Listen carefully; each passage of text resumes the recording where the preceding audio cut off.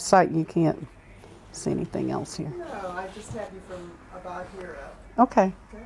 All right. Yeah, it's cool.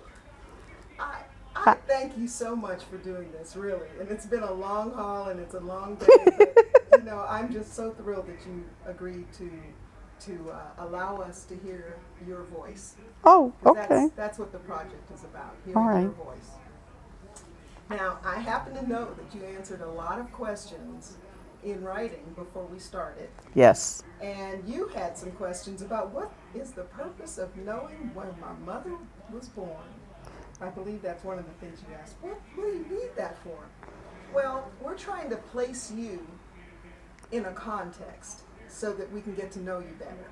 Okay. And, where your parents grew up, where, what they experienced, what they gave to you because of where they grew up, or your children and where they are, and what your parents' aspirations were, what their professions were, how they lived their lives, affects how you are and how you see the world. So that's one of the reasons we ask the questions. So now we get the pleasure of asking you questions about you No. and how you live your life. And my first question is, tell me about yourself and the history of your family. Um, well, I guess to say tell me about yourself opens up a whole huge range of different things. There's, height, weight, color of eyes, and those things are sort of known. Other things are, what are the funny, quirky things about you? And I'd have to say, ask somebody else, because they can probably, it's really difficult for one to see themselves. I think it's for any human being, it's extremely hard to see yourself in truth. And then there's the sort of professional, what are the degrees, work, job, resume kinds of things.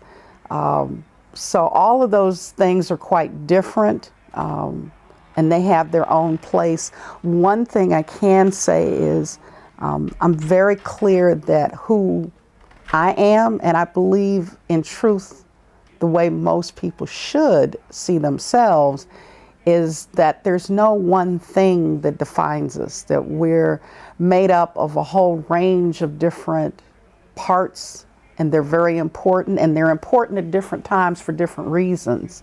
For example, who you are as a female may be more important or change in its degree of importance from when you're a very, very young child, like a baby, and then have a different weight when you're a young lady coming into puberty, and then have a different kind of weight when you're a professional woman and you're working, and you're at that point, I think, hopefully being defined more by your work than you are by your gender, hopefully. So all of these different components make up who you are, and that makes any of us, myself included, very multifaceted. So I'm very quizzical about who I am myself, so it's kind of hard to say. And then there's the lens that I see out to the world. There's the lens that I see when I look in the mirror, and then there's the lens through which other people see me. So who I am is a 63-year-old African-American woman who's old enough to have fairly clear remembrances of whites only this and colored going to the back door, of having enough life experience and being just old enough to remember the images coming across the 6 o'clock news of the dogs being put on people in, Birmingham or Montgomery or wherever those places were, of a 63-year-old woman who, in my own personal world, growing up in a church that was very, very, I guess you could say fundamentalist, but not quite in the way fundamentalism is understood today, but one that was more really about conservatism, and hearing from the pulpit the deacons of the church saying we don't need to get involved with Martin Luther King and his group because, all we got to do is be good Christians and go to heaven, and it's the plight, it's the mark of a good Christian that you suffer, and, blah, blah, blah, and all of this sort of things. I'm old enough to have done my own small part to contribute to having fought against discrimination and unfair treatment in the college that I attended in Massachusetts for 2 years. I'm old enough to have been part of, at that time, and I don't know if it still is, the largest war moratorium march that occurred in Boston back in the 60s.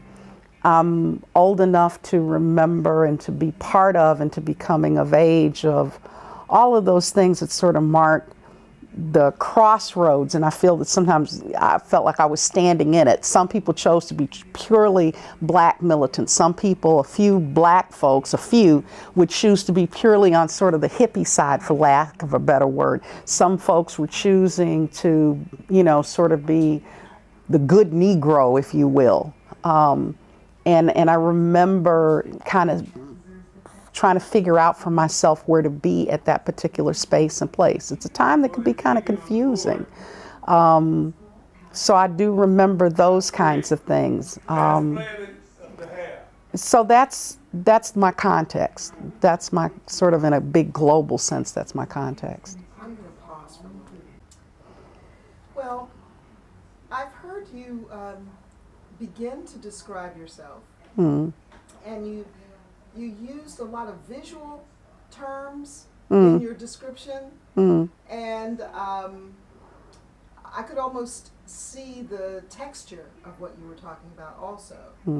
And I do note that you are Dr. Karen Clark Keys. Would you like to describe your professional life and maybe if those dots connect? Then I think I have to start way back. And this is a story that always brings me to a place where I don't know why, but I get choked up about it. I don't remember exactly how old I was, but I had to be pretty doggone young because I had on black patent leather Baby Jane shoes, and I had on the kind of little socks that little girls wear on Sunday where you turn the cuff down and it has the little ruffles around it. I remember I had on a fancy little dress of some sort, and I was walking up the sidewalk of my home. My grandparents raised me, and I grew up in Louisville, Kentucky. And I was kind of sort of swinging my feet up, and I was like, boy, I'm cute today, which for me was a huge deal because I was very much taught not to live in that realm of thinking that I was cute. And I thought I was cute that day, and I was really proud of my shoes. And right in mid-swing, I went, I don't know what it is, but one day I'm going to do something with art. And that is such a visceral memory for me. The seeds for art, in an odd way, even though a very sort of straight-laced and tight conservative household, nonetheless, my grandmother was a person that liked to go to the Speed Museum, which was the art museum attached to the University of Louisville. And so she would go fairly often and take me with her. The other thing is our family photo albums these were the old style photo albums that had the black pages, and you had to put the little corners on them. And so they had to figure out interesting ways of how to position it. So I guess I was looking at the beginnings of design, of layout work. And to write on them, you had to use a white ink. And my grandfather, who was a brick mason, also was a calligrapher. He had a superb handwriting. And he also taught me how to read at a very early age, because I learned to read draped across the shoulder of the chair, the old red camel hair easy chair he sat in every night.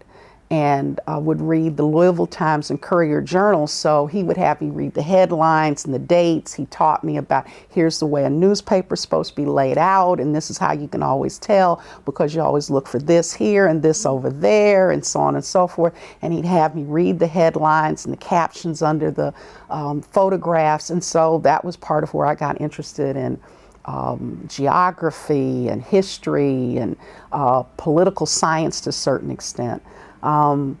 But I grew up in this world seeing all of these doodles and caricatures and drawings that I later learned were my aunts and uncles and my own mother. They all had this gift and had doodled all into these photo albums.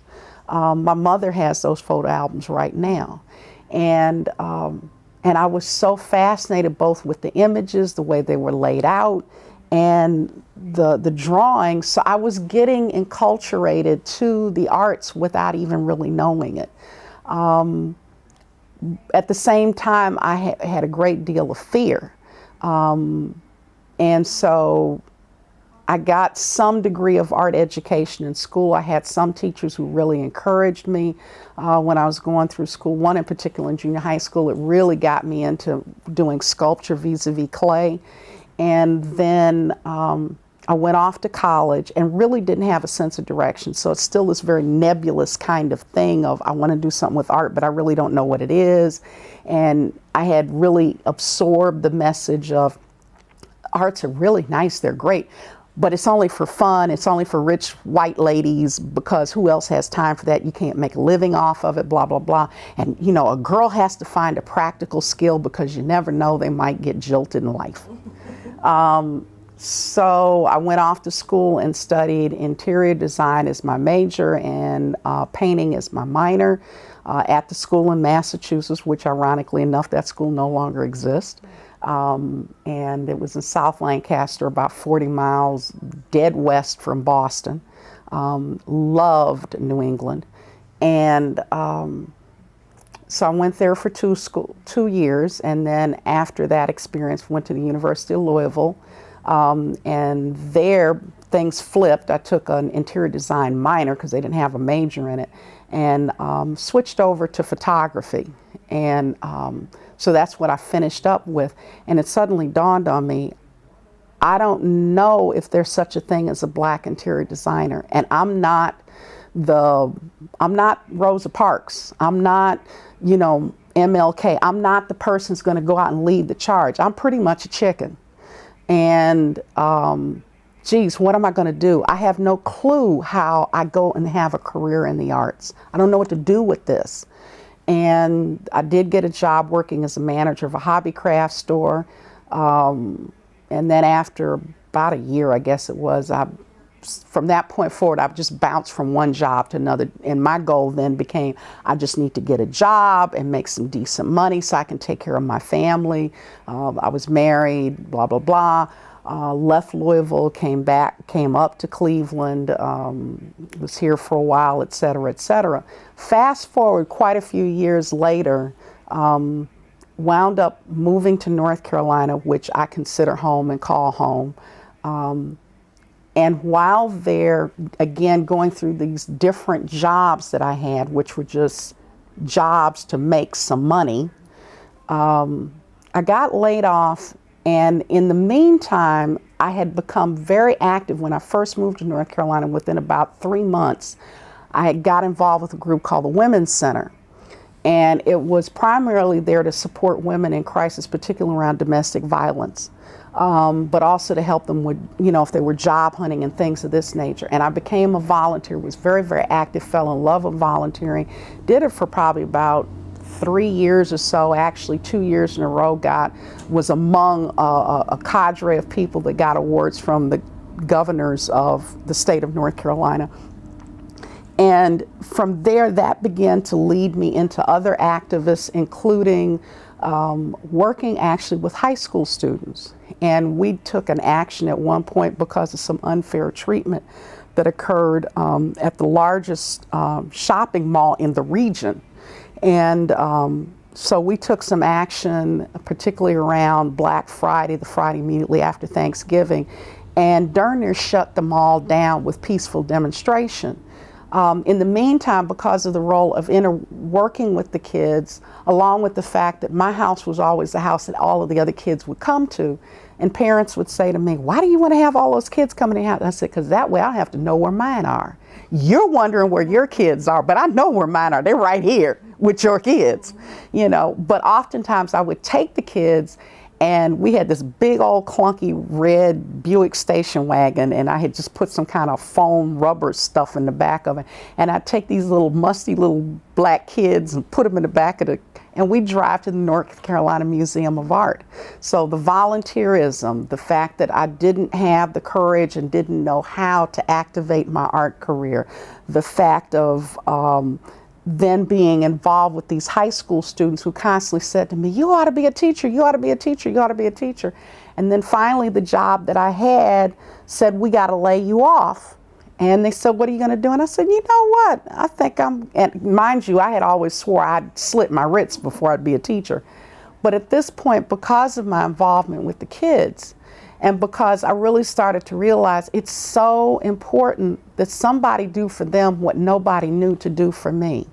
And the passion behind that is really real. It's almost like a kind of an anger. It's like a kind of a getting back at the world, and that's really tacky and unfair, but it's a kind of like, doggone it, life, world, you did this to me where nobody gave me any guidance or any kind of sense of direction to let me know that as a black person, as a female, just as a human being, that there were options, that there were ways that I could do something with art. The doggone it, that's my mission now.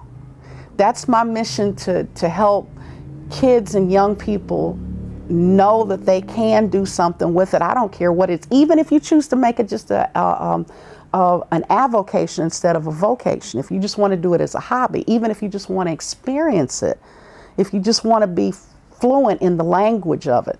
And so sure enough, I went to North Carolina Central University, and I remember, and I am a person who's very much given to the spiritual, the psychic, and I will say this, my, how should we say it? My New Age friends think I'm too Christian, and my Christian friends think I'm too New Age. But when I got on the campus of North Carolina Central in Durham, North Carolina, and I walked up to the building to turn in my paperwork, I knew, I mean, it just hit me. I was in the right place at the right time, and for the first time, I was on the right track of where I really was supposed to go. And I have to say that overall, it has been a fruitful, it has been rough, it has left me crying sometimes. It ain't always been pretty, but I'm real clear it was the right path. And so I got my teaching certification from North Carolina Central. I started working in Wake County Public Schools. I really wanted to teach junior high school kids, but I wound up in an elementary school and had a bunch of great experiences. And after about 5 years or so, in fact, my advisor, mentor at NC Central, who was an alumnus of Ohio State University. And you have to understand, I have always had a deep dislike of Ohio State. She was adamant that I needed to go to graduate school. She even had one of the profs from Ohio State, who was in charge of graduate recruitment, to come to NC Central to talk to me to get me to go to Ohio State. And only because there was not a PhD program in the state of North Carolina in the field of art education. Otherwise, I would have never left that wonderful place. And so in '97, I packed up and moved to Columbus, a city that I was not unfamiliar with, and started at Ohio State. I had a wonderful experience in the art ed department. I had a wonderful experience where I lived in the married student housing, where 85% of the people that lived there were from some other part of the world, and it was a wonderful experience for all these people from Venezuela and all of the rest of it. I enjoyed, even though it was tough, the academic life, but I went straight through with the master's and with the PhD. I was very thankful and grateful that I did it.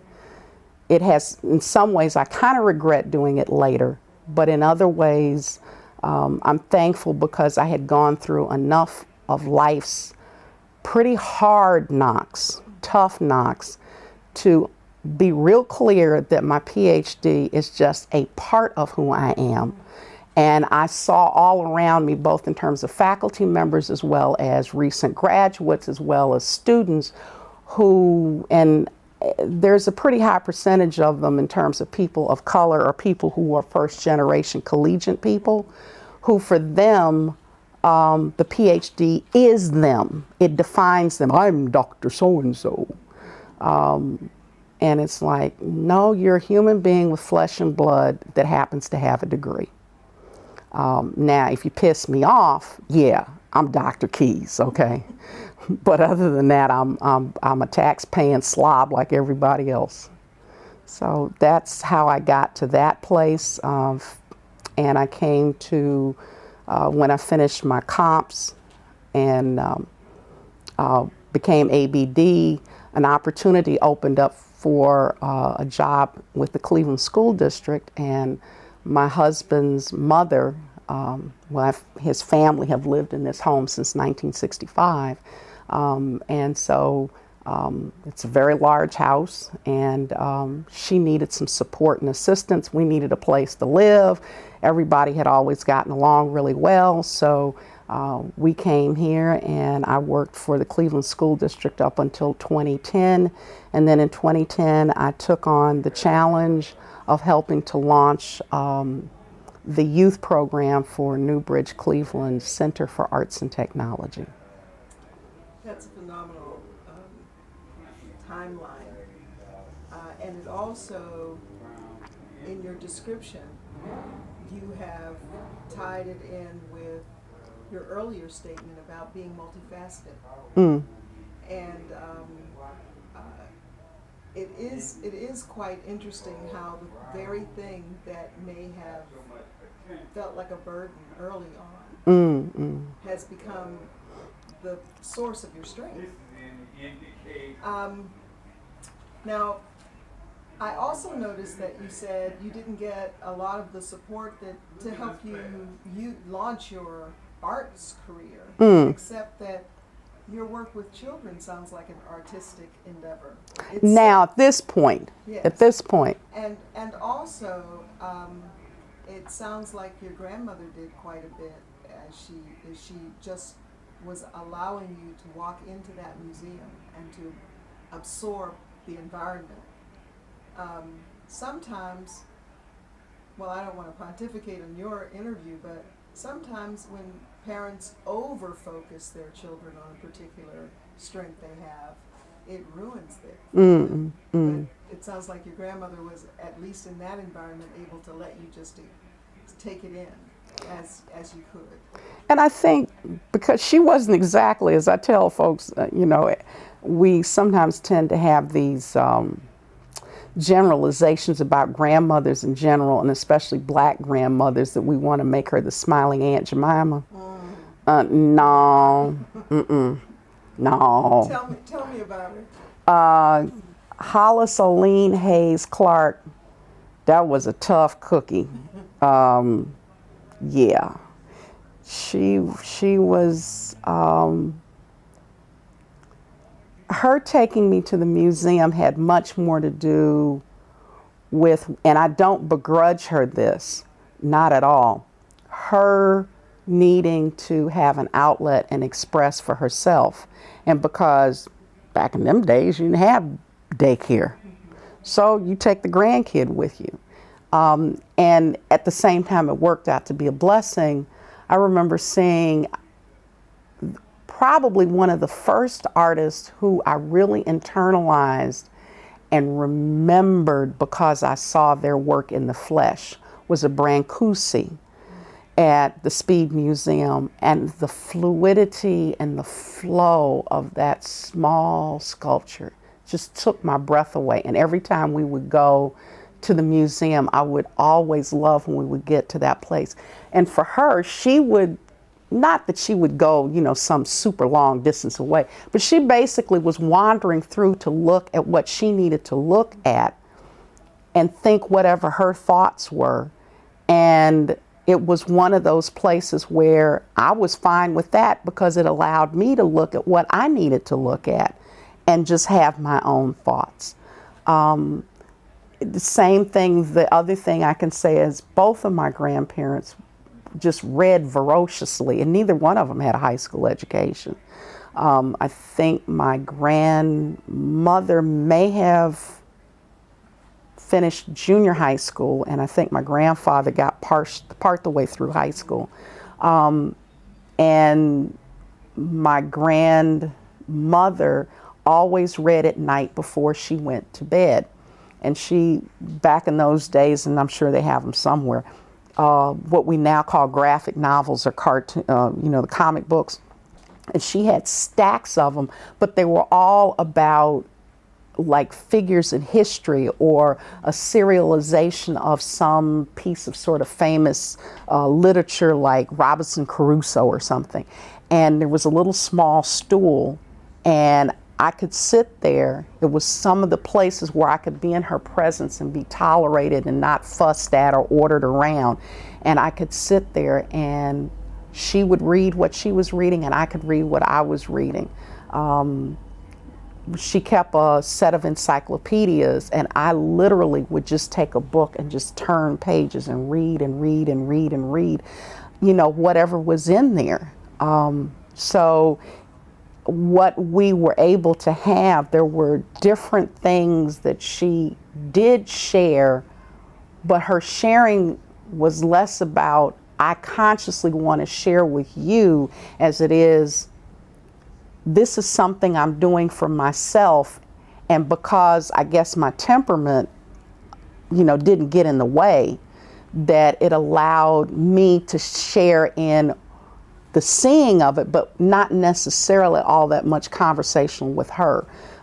She knew the constellations like the back of her hands. On a good clear night, we would see it. And occasionally, and I've even seen it in North Carolina, occasionally the atmosphere can bend just enough that you can see the aurora borealis, even in the southern climes. It's kind of rare, but you can. And the first time I saw the aurora borealis, or the northern lights, was in Louisville, Kentucky. And it had to be sometime it had to be before 1960, because the location of when it happened, we moved from that location. And I remember going outside, and she was looking at it. She was always talking about Orion and Orion's belt, and there were certain religious and spiritual connotations that went with it. So it was like this outpouring kind of came more as she was enjoying what she was enjoying, and it created a place where I could be present. So that was important. So you've described how you shared certain kinds of activities with your grandmother in an inadvertent kind of way. You happened to be present, and you enjoyed what you enjoyed while she enjoyed what she enjoyed. What about your granddad? He was my heart. My grandfather, everybody in our family always spoke of him as he was so sweet. He was kind, he was gentle. Yeah, he was the one that was really the love giver and the nurturer. He was the one that, you know, when things were kind of rough and tough around the house or in my life, he was the one that literally would embrace. And yeah, I miss Pop a lot. I really do. So he was the gentle piece, right? Gentleman in yes. your life. Were there things you did with him, activities that you engaged in with him? I remember the reading thing was a great deal of something we did. Every once in a while we would have some old raggedy mutt dog, and he always loved having a dog around, and we would kind of kibitz and do some things there. Um, my grandfather had a thing about cream soda pop. And this was back in the days where refrigerators as we know them today were just starting to make themselves known in the general public, and in the black community, a lot of folks still had ice boxes. We did have a refrigerator, but there were still ice houses around. And so my grandfather would frequently walk to the ice house, and I couldn't wait for him to get back, and he would talk about, I got my cream soda. Yeah. Are either of them still with you? Oh no, they've been gone a long time. They've been gone a long time. Did they pass away while you were a young student, or did they pass away when you were? My grandmother passed away when I was 19, and my grandfather passed away, I want to say I was 24. I was 24 when my grandfather passed away. Now, you explained that you lived with your grandparents, but it sounds like you knew and were around your mom. Yes. Is that true? Yeah. What was that like, having your mom live somewhere else? It was kind of rough and confusing. While the black community, in my view, has always been more liberal-minded in a manner of speaking about unwed mothers and that sort of thing, it was no walk in the park. And my mother, she was in, for a whole host of reasons. There's a funny story about my birth that my mother told me, if I'm getting the story straight, where my father had come to Cleveland in order to seek work. They're both from Louisville. And he'd come to Cleveland to seek work. He finally, after a period of time, did find work. She's pregnant. And he sends for her to come to Cleveland. And en route, I don't know if she's on a bus, a car, or what, but en route, because this is before interstates, and so taking a trip from Louisville to Cleveland is a pretty arduous journey. Somehow she went into labor right about the time she hit Columbus, Ohio. And that's the reason why I was born in Columbus. So my life has been one where I have moved a lot all of my life. And people say, where are you from? I says, I'm from everywhere and nowhere. And I says, you hear them old blues songs about I was born with a suitcase in my hand. I said, well, I was born in the suitcase. Okay. But my dad sent for my mom, and she came to Cleveland, and they were together for about a year and a half, 2 years, and then things went south. And again, people didn't have daycare centers. So she had to make a living and make a way for herself. So she had me, my grandmother took me in, but my mom always would, either she was coming to Louisville for Christmas or Easter or summers or what have you, or I would come up when I got old enough, would come up to Cleveland. And my dad was here as well, but he was, living someplace else. So I always would see both of my parents, and it was always rough to be separated from them. My mother always represented to me fun. She represented fun and activity, and she's younger. I'm growing up with my grandmother, and my mother was really just beautiful. I mean, after all, back in those days, she was actually on the homecoming queen court. She was a gorgeous woman, and she's 83 years old, and she's still good looking, So she just had this great sense of style, and she always had something to do that was some form of play. There wasn't this sense of restriction. There wasn't this sense of you must work. Everything is about work and drudgery, and it was just a. So yeah, you know, she was always about fun, and it was great. And I would get to see my dad fairly often too. And he was just, I don't know, he was always open and welcoming and embracing. It had to be tough on his wife, you know, because here's this kid. But I have to give Doris much credit. She loved children, so she was able to, I think, at least for my sake, from a child's point of view, able to overlook a lot or to be relatively accepting. And I have a younger brother, and I have the good fortune that my stepmother's old son from her first marriage, in fact, he's in there in the other room right now. So I had these like siblings that I wasn't really with. I didn't grow up with them. You know, my oldest brother is quite a bit older than I am. He's 14 years older than me. And then my younger brother's like a year and a half younger than I am. But we didn't grow up together. But it was like all of these different versions of how to have a life and a family.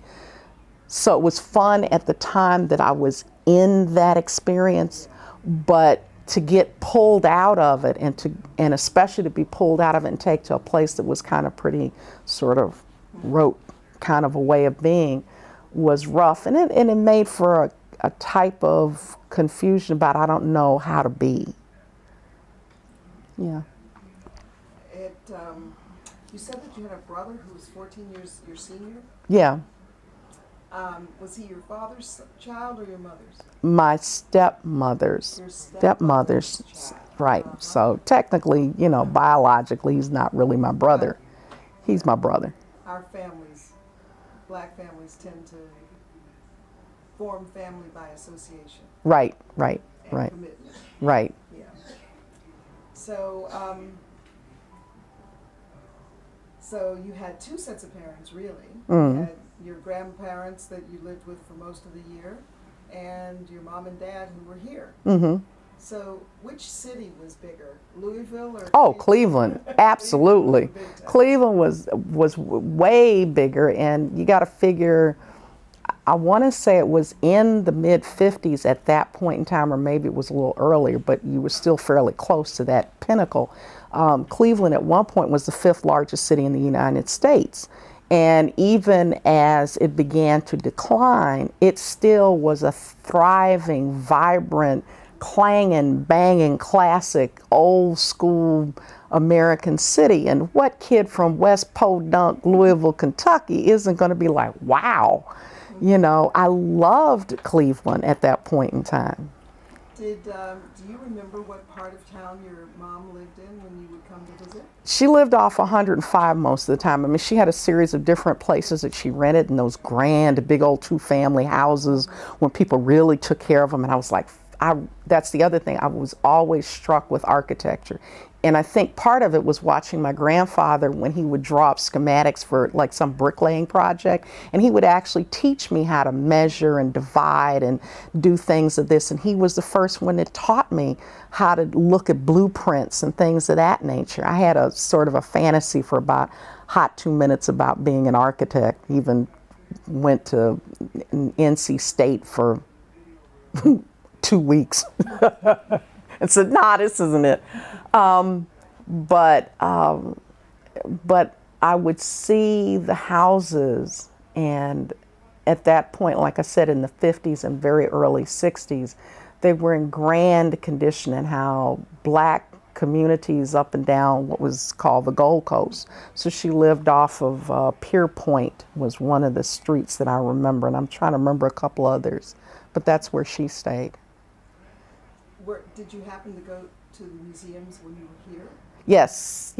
That's my other thing. Is my mother, she would go to the museum. She took me. And back in those days, you didn't have the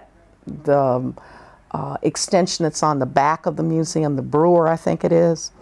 But rather you entered through the front where the thinker was. Well, I was always flummoxed because I'm like, wait a minute. How did they get that from Louisville up here? Because in front of the University of Louisville is, which I now know, there are multiple castings of Rodin's The Thinker. And so there's one in front of the University of Louisville, and then there's one here in front of the Art Museum. And when you went in and you turned, and there was the Night Armory. And I couldn't wait as a kid to go in and see them. And I just so totally loved going in and seeing those big, and what I remember is there was two of them. And so yeah, so now when I've gone back to the museum recently, and I think the redesign of the art museum and the cleanup that they have done, oh, it's just phenomenal. And I go into the Knight's Armory section, and I'm 10 again. I love it. You said that your mom is still alive. Is your father still alive? No, my father passed away. He passed away about, I graduated, I actually walked for my PhD in March of 2007, and he died that July.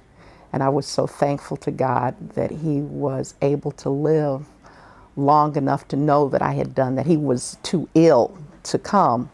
He was down in Florida. But I was able to see him, and I want to be very clear, I loved my father passionately. We had our ups and downs because I didn't understand him and we hadn't had enough time together. But the older we got, and it wasn't just a matter of like I had to be 30 and had kids. I mean, I'm talking teenagehood and forward. But the closer we were and the more we just loved him. And he was funny.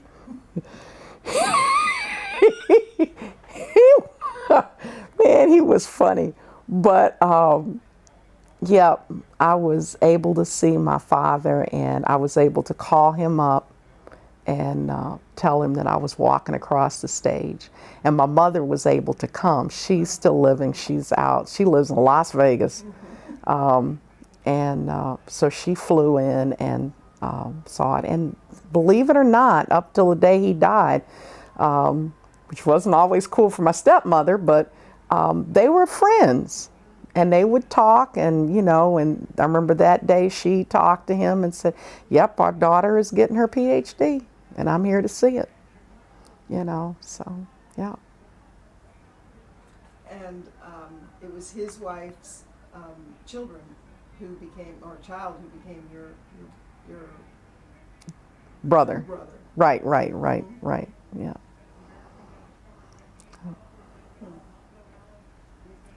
So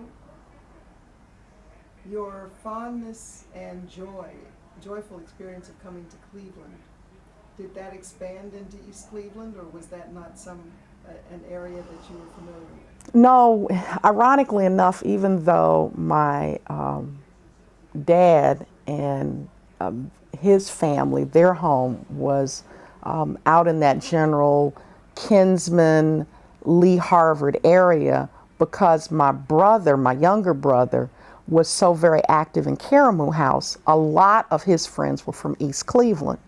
And there's a really ironic twist. It's a two-layered twist. When I was like in high school, I'm hanging out with my brother.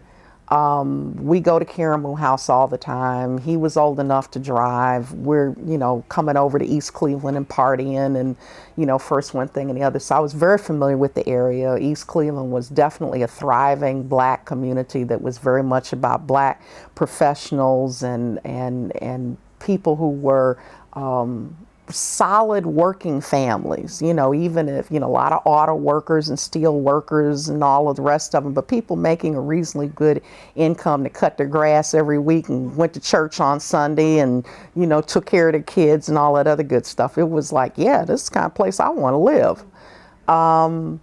So that was what I experienced. And, but it was kind of funny that fast forward when I did transfer and start going to school at University of Louisville and had been there just a couple of months. And I had ran into one guy that, he was on the football team, and we started just hanging out. We were just friends, and he was from Cleveland, from Glenville. And one day he and I were walking across campus or something, and I looked up and he said, yeah, that one's from Cleveland, that's from Cleveland. It just so happened that Lee Corso, who was the coach of the football team, Lee Corso does, sound, does announcing for on the sports channels nowadays. And Lee Corso was really big on recruiting students from Cleveland. And so there was this huge influx of all of these guys, and a lot of them came from Glenville, and some of them came from Shaw, et cetera, et cetera. And so there was this one guy, and I looked up and I said, hey, wait a minute, I've seen that kind of jacket before. And I said, you from Shaw? And he said, yeah. Well, unfortunately, I wound up marrying him. So, Like his jacket, huh? yeah, well, it wasn't about his jacket. And so anyway, fast forward later, then when I eventually did move to Cleveland as a married adult, life does what it does, I separate. And then I meet my current husband, the gentleman I told you that we were just friends.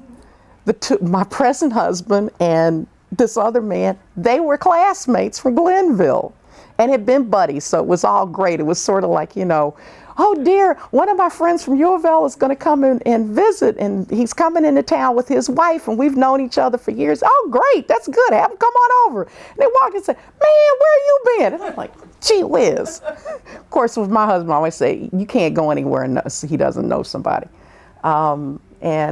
So that was just one of those really interesting kind of paradoxes of how it's a small world. Yeah. And things keep steering you toward Ohio, toward Cleveland. I'm hoping they steer me to North Carolina. I hope it is my heart's desire before I totally lay down and die. So you want to leave Ohio, and ultimately? I want to go to North Carolina. There's a difference in that. I want to go to North Carolina. Which brings me to the second question. Oh, just a second. which actually is about your earliest memories of East Cleveland. Well, kind of as I said before, it was a thriving, beautiful, active, well-kept place with lots of what I thought were sharp, on-the-ball people. A place where who wouldn't be proud to be here. And there were lots of places like that in the Cleveland area. Cleveland, I liked the energy of black folks in Cleveland. They were a different kind of animal from what I was used to in Louisville. They had this get up and go energy. And granted, a lot of people who are here are from somewhere in the South. My folks are from Kentucky, Tennessee, Alabama, and it's all about where the train lines went because they go vertical, up and down. So these people who came or immigrated into this space as part of the Great Southern Migration probably had a fairly common set of personality traits, and I call it the trait of the hustle. And I don't mean a hustler like to do you in, but people who had that gumption, as my grandmother would call it, that kind of get up and go. People who would have a job and they was also selling jeans out the trunk of their car. They always had something, and especially the men. So it was something that I really liked that. It was a place where it seemed like a lot of black folks had the capacity for inventing themselves, that whatever sort of careers or options they wanted to try, they were out doing it or at least figuring out some kind of way to make it happen.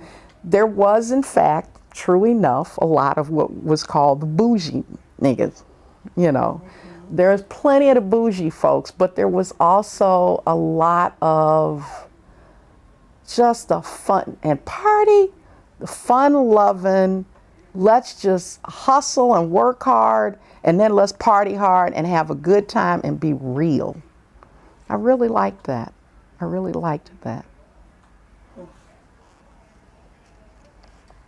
And I suspect that among those memories are some of your fondest. What's the most pleasurable memory? Ooh, that'd be If hard. you had to choose one, what would you choose? Your most pleasurable memory about East Cleveland? East Cleveland or About, Cleveland? well, let's try both. Let's try first Cleveland and then East Cleveland. I'd have to say about Cleveland because I guess I kind of mass a lot of it together. In general, the fact that people, and I'm not claiming to be the biggest party hound in the world, it was more just kind of the unpretentiousness of that. And the best memory I have was going to a Sly and Family Stones concert at, the public auditorium.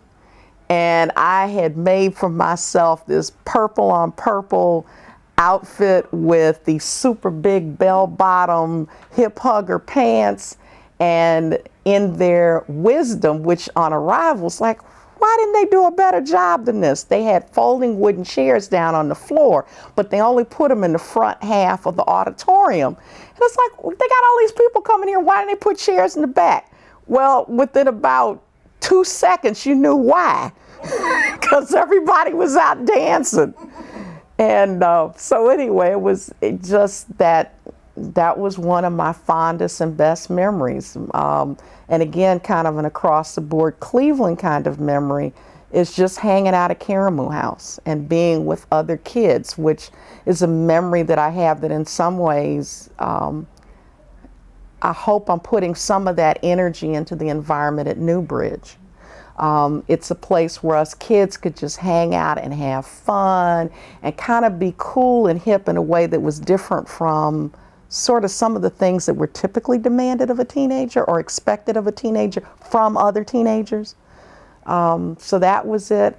East Cleveland specifically, I don't have a memory per se other than the fact that there were 2 individuals in particular whose houses were essentially right across the street from each other here in East Cleveland. And we as kids would go and hang out at their house and just have a good time, but not a specific event. So, tell me about how you found yourself living here. You're in East Cleveland now, and how did you find yourself in this position? Well, as you recall, I was at Ohio State. I'd gone ABD. And I also had exhausted my tenure of support by the university, meaning I could no longer get any more administrative assistant or teaching assistant positions. So I had to get a JOB. Could you explain what ABD is? All but the dissertation. And meaning I'd done all of the coursework, I had presented my proposal, and I had defended my proposal and passed. So now at this point, the only thing left to do was to actually write the dissertation. And so I was like, okay, what am I going to do? And as happens, God, universe, Mother Earth provides, and a job that, at least on paper, darn near note for note matched my dissertation study came up through the Cleveland schools. And it was like I needed to move on this very quickly. I didn't have time to go apartment hunting. My husband's mom, like I said, his family had lived in this house since 1965. His dad had passed away bunches and bunches of years before. But it had gotten to the place where she was living in this house by herself, and we were kind of concerned about her safety and well-being. And it's a 5-bedroom house, so Amir called and talked to her, and that was the other thing. While I was at school down there, we would come up on the weekends like nothing flat. We were up here darn near every other weekend.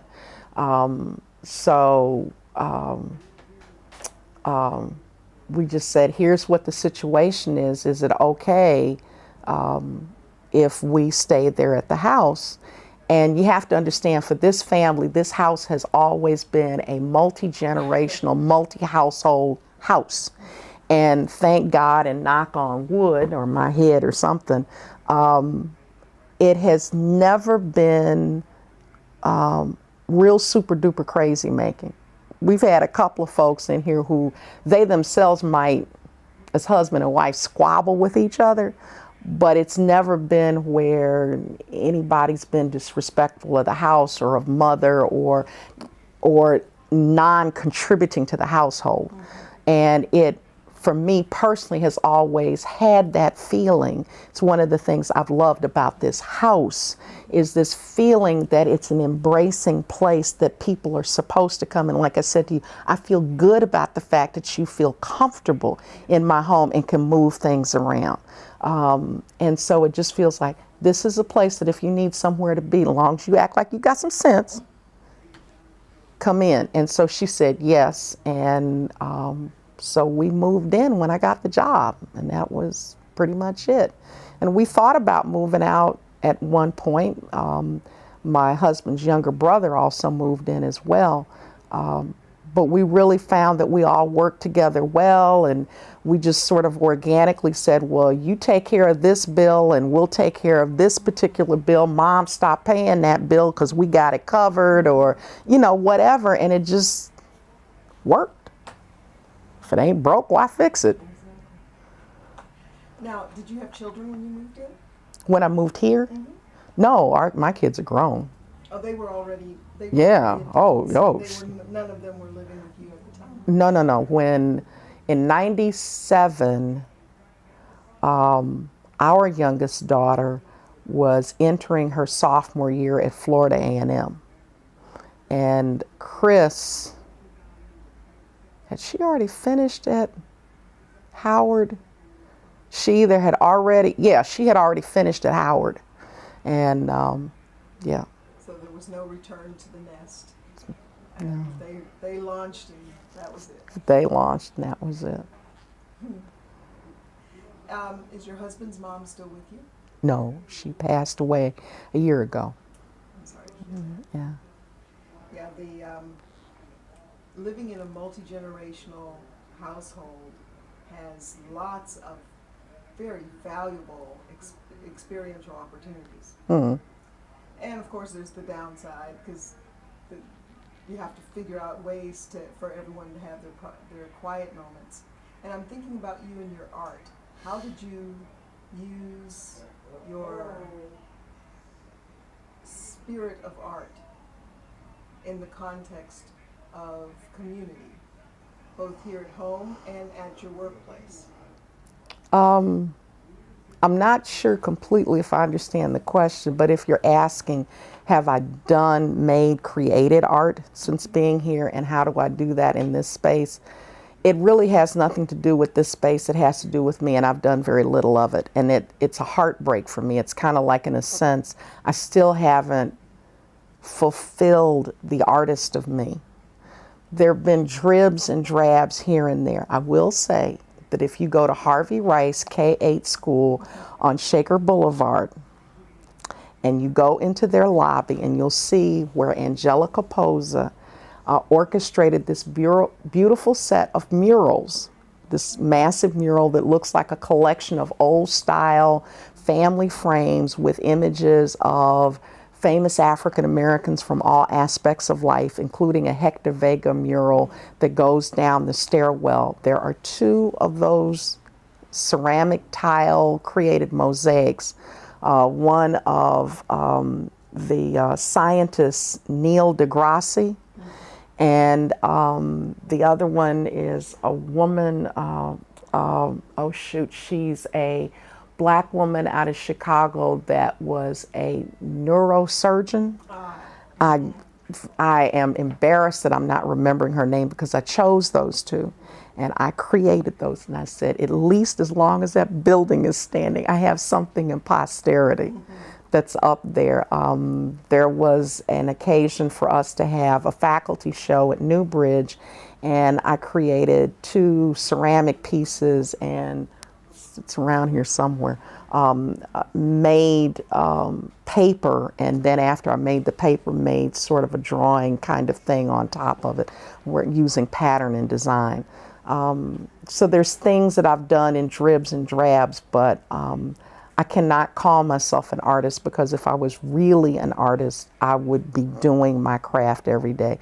My most recent stab at it is after family discussion, mother's bedroom, which is on the front upstairs corner, I stripped it out and cleaned it, and my brother and I replastered and painted it, and I've got my painting easel set up, and I managed to get a drafting table in there and some other stuff, so it's ready to go, and I just have to start breaking the cycle of following the same workaday routine and get in there and start making stuff. And until I actually start producing on a consistent basis, I don't feel I deserve to call myself an artist.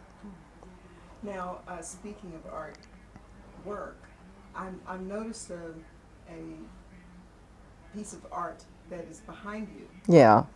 Is that yours? Yes, it's a photograph I did. So you are doing photography. Well, I've done that. That was done, and I've done some photographs more recently too. I'm going to see if I can get that into our shot just now, if you don't mind. This was done, Yes. I want to say this was done in 93, 94. It was my second year, 92, 93, 93, 94. It would have been done in 94.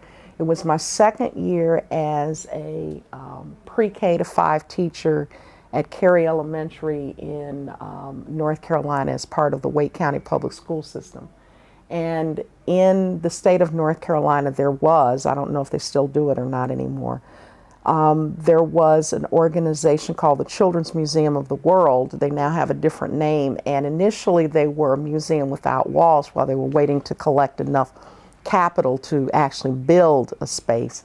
And one of the things that they did is every year they had a Teacher of the World award, and it was all about teachers who, in a very organic, consistent, natural, across the board, year-round way, incorporated other cultures, multiculturalism, other contributions of people from around the world as part of their common teaching practice.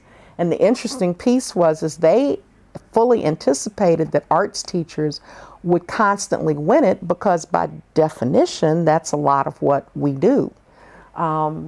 But ironically enough, very few, if ever, of the art teachers ever applied for it, which I'm finding to be kind of a true thing about human nature, or human habits anyway. And so I applied for it, and they came out, and I went through a whole rigorous process, showed them my curriculum, my lesson plans. They came and observed me on several occasions. They interviewed my principal, the other teachers, even the kids, and they finally made the announcement, and I remember literally jumping up and down across the floor. It was right before the beginning of a classical music concert, and all of the celloists, it was a string quartet, and people in there trying to be all dignified, and I'm in the back screaming my head off, because the prize was you could go anywhere in the world you wanted to go and they'd pay for it. Oh my goodness, yes, that is worth screaming about. And I said, I may never ever get the chance to go out of the country ever again in my life. So the least I can do is to try as best as I can to go back to the motherland. And I have done some modicum of studying and delving into Yoruba culture, Ifa, and that sort of thing. And this was sort of pretty much kind of at sort of the heart prime moment of my doing that. And so I chose to go to Ile-Ife because I wanted to go to Oshogbo. And so this was on a Saturday in Ile-Ife, and I was being driven around to be taken to a wedding. And I hate to say, one of the bad things in my life is that I'm constantly have things and then I go back to look for them and I can't find them. But I had a ton of negatives and photographs and other images, and they're somewhere in the house. I guess when I die, they're going to say, here's all this stuff she was talking about. But I had gone to a wedding that particular day, and en route, I happened to see this, and I asked folk, I says, I'm noticing these collections of women, and they're all similarly costumed.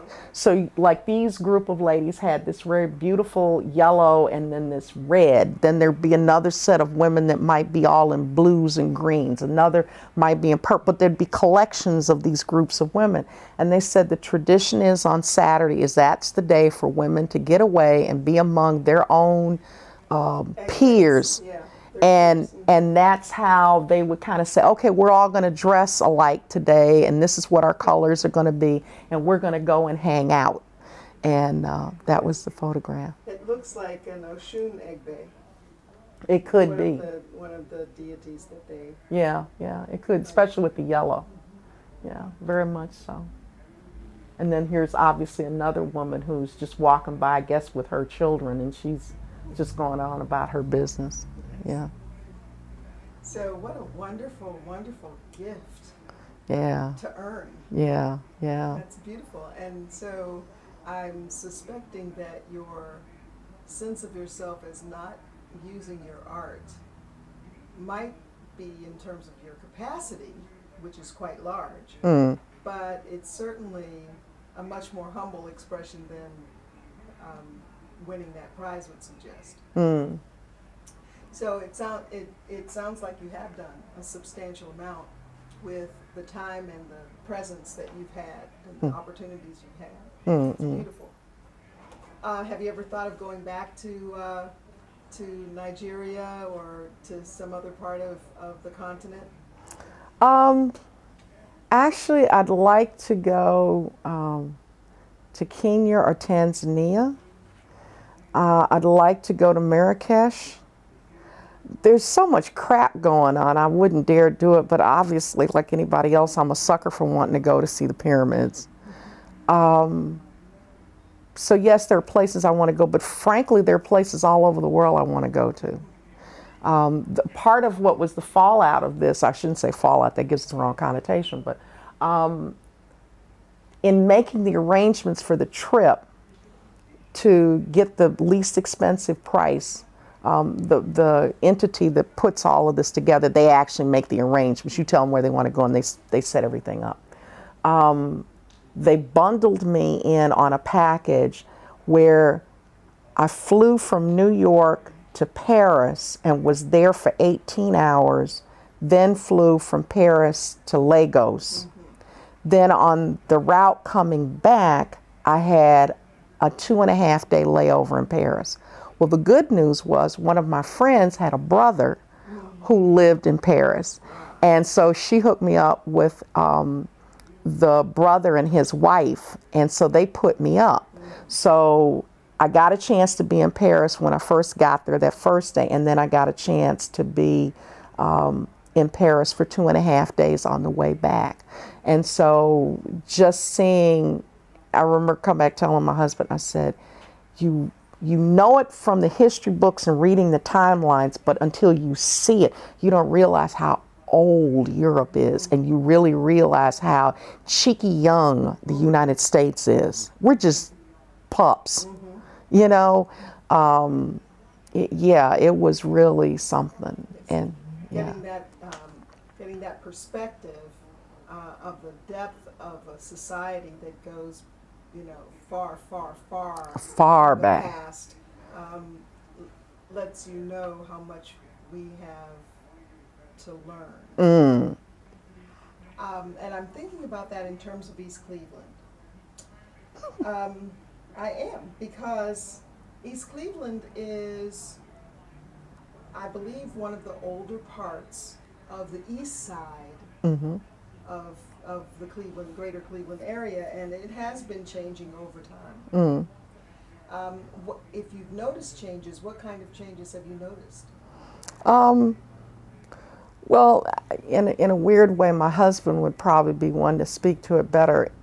He always talks about how when his parents bought this house in 1965, they were the second black family to move in on this street. And within a year and a half, the entire block was black. I do recall, even from just coming and hanging out with friends over here in East Cleveland, and how, because I started coming over like when I was around 15 or 16, so it would have been 65, 66 in that time, for how people were talking about, and I remember going to different shops. I remember there was a malt shop that was somewhere on Euclid Avenue, and how there were still plenty of whites that were there then. Just how the change was so rapid and so, in my mind, stupid. And then to see when all of the factories, because you got to remember, I've lived in Cleveland as an adult as well as a visiting kid at different stages in my life. So I'm not unknowing of Metro Cleveland or of East Cleveland. And I had lived in my own apartment in East Cleveland previously. But when Fisher Body Coit Road, where I used to work and my husband worked and his dad worked, when Eaton folded, when all of these different factories and plants went almost, it was like somebody came in East Cleveland and just turned the lights off. And very quickly, this sort of thriving, bustling, could do it all kind of community very quickly started just going down. And then there was the whole thing around crime, and a lot of violent crime that was happening. Murder was rampant through here. And ironically enough, over time I started noticing, I remember for a while I could almost feel a kind of a fear, like you had to be scared for your life kind of a feeling.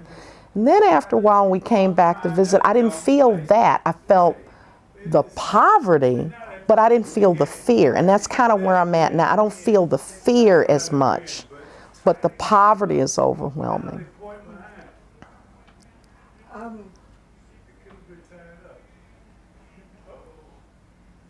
You mentioned that you had an apartment here. Yeah. How did that happen? I was a student at University of Louisville. I got married to the guy from Shaw High School. About a year and a half later, we had a daughter. Moved from Louisville to Cleveland because that's where he could find work. Seemed like a repetition of my life story. And lived actually over in the General Coit Road, St. Clair area. We went our separate ways, and the place that I found as a place to live was off of Shaw Avenue. And how long did you stay there? About 5 years. Mm-hmm. Was it a big apartment building, or was it a smaller one? It was I would say probably 1950s, maybe 1960s construction, a series of connected townhouses, and they were connected in sort of a U-shaped configuration. Probably the whole complex might have had 30 units, you know. And it was kind of nice because this U-shaped configuration created this green space in the middle that was about the size of a football field, and or at least a half of a football field anyway. And I remember one of the fun things was, it was some sort of unwritten rule, I guess you could say, or habit. On Saturday morning, it seemed like the right time, not too early where people could sleep in a little bit, but around maybe 9:30, 10 o'clock in the morning, the guy in the very first unit, who was a professional musician, he would start playing some music and play it for about an hour in his stereo. Then the next person in the next apartment, they started playing music, and then the next apartment, and then would come us, and it just moved all day long on Saturday from one apartment to the next, where people would play their stereo unit nice and loud, but not like crazy loud, and everybody liked everybody's music, and everybody's music was different. Oh yes, that's beautiful. And then in the meantime, all of us were about the same age, so we had kids pretty much about the same age, and they were all out in this green, grassy space in the front that was plenty of big enough for them to run, and we didn't have to worry about them because it was so big. You didn't have to worry about them running out into the street because it basically was kind of a cul-de-sac anyway. And somebody was either sitting in a chair out front or looking out the front window. So there was always some set of eyeballs. It was that wonderful sense of community that was there. Yeah.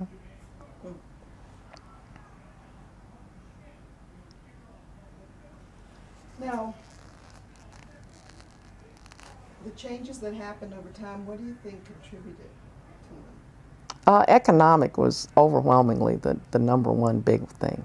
And I think when people didn't have economic, whatever it is that they needed, everything from people's tempers get short, so they start shooting one another, to they're desperate, so they're either despondent and they go on drugs, or they're desperate and they sell drugs to make money, you know, or because things are tough and hard, and you have scam artists that are coming in, and folks are desperate to either save their house, their car, whatever, and people take advantage of them, and all of the, you know, that kind of stuff comes in. Predator, yeah. Now my next question shifts a little bit, and it shifts to a direct question about race and racism. Mm-hmm. How has racism or race impacted you personally?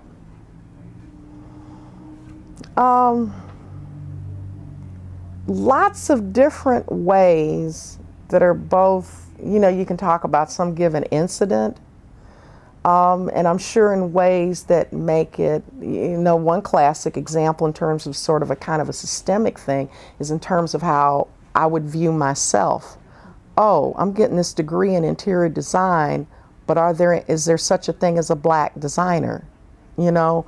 And I'm not about to be the first one to go out here, because I know if you're the first black whatever, you're going to be catching hell. And I'm not that brave. Sorry. There's, you know, the things like you go to certain facilities and you see the white only or colored here or whatever. You see that stuff. There's, you know, the thing like, I'll never forget when I first moved to North Carolina. I was, had actually for a hot 2 minutes had been a real estate agent, and was trying to see if I could get connected to a agency once I got my license. And I called around and did phone interviews, if you will. One guy said, "Oh, you'd be great, come on in." Well, I hadn't been living there very long, and I'm sure my more northern sounding accent was more predominant, and I tend to pick up an accent like a sponge. And so that northern accent probably was more predominant. And the guy said, "I'd be, you know, be great for you to come in. We want to talk to you." Da, da, da, da, da. And when I got to his office, you had to do a kind of a turn to get into his space, but he could more or less hear me coming down the hallway. And so whoever the reception was walking in front. "Mr. Jones, here's Miss Keys for your 1 o'clock appointment." "Oh, Miss Keys, come in." And when he saw me, he literally froze. And suddenly all of this we'd be glad to have is, "Well, you know, it's tough and we don't have this." And I'm like, yeah, sucker, I know where you're coming from. You know, so it's a whole range of things like that. So it impacts all of us. You know, it limits our own sense of what we can do in certain cases. It may make it tough for you to get a job in certain cases. It's there. It's part of the American fabric. It's there. Well, the next question has to do with how racism may or may not have impacted on the city of East Cleveland itself. And I'd like for you to maybe extend your view of how race and racism has affected you personally, and take a look at it from the perspective of East Cleveland. So how did it impact on East Cleveland? The very fact that it changed from white to black, from white to black in 2 years' time, that was straight up racism. How so? And I went through that twice in my life. I don't want to live next door to them people. They're going to bring the property value down. They don't know how to act. They're a bunch of heathens, this, that, and the other. So when you leave that quickly in such a mass, you draw out and pull out a whole range of different resources, everything from a corporate memory of how things are run. You pull out people who are skilled and knowledgeable about how your government operations go. You pull out pin businesses who might not necessarily be big business, like General Electric was here and the other factories were, but there's also other kinds of linchpin businesses, like there used to be a bunch of car dealerships. Ain't none now. There used to be several theaters. None now. Things that help to build into the fabric and the livability of a community. And you pull it out with such a fastness, and I would dare say, I don't know the exact laws and histories, but probably there were certain covenants that were written into real estate deals or whatever that typically would eventually get knocked down in the court of law. But just having to go through that extra hurdle and that extra hoop is just ridiculous. A prime example, I mentioned to you before about watching the Aurora Borealis with my grandmother, and I knew it had to be before 1960 because we moved. We lived in an all-black community on the west side of Louisville, and at that time, eminent domain and urban renewal was all the rage. And so they decided to eminent domain our neighborhood, and we had to move. And so where we moved to was a predominantly black, white neighborhood. And it was real clear them folks wasn't happy that we was moving in there. And I think in that case, we were the third family on the block. And I remember hearing my grandparents, and this had to be gut-wrenching because my grandfather built the house that we moved out of with his hands. And my grandparents, I remember them talking about for a couple of days, a couple of weeks, they thought they had the deal closed. And when they got ready to get to the closing, they found that there was a clause in the deed that said no black person could ever own the land. And they were saying the realtor, along with the attorney, felt confident that they could knock it, get it through court. But it was an added expense. It's the fact that they had to bring in an attorney at a time when they thought they were just doing a straight real estate deal. The fact that it had to go to court and eat up all of this other, and the fact that you don't know with an absolute certainty if it's going to happen. And if it doesn't, the federal government has already said, you got to get out of your house in X number of days. You don't want to be homeless.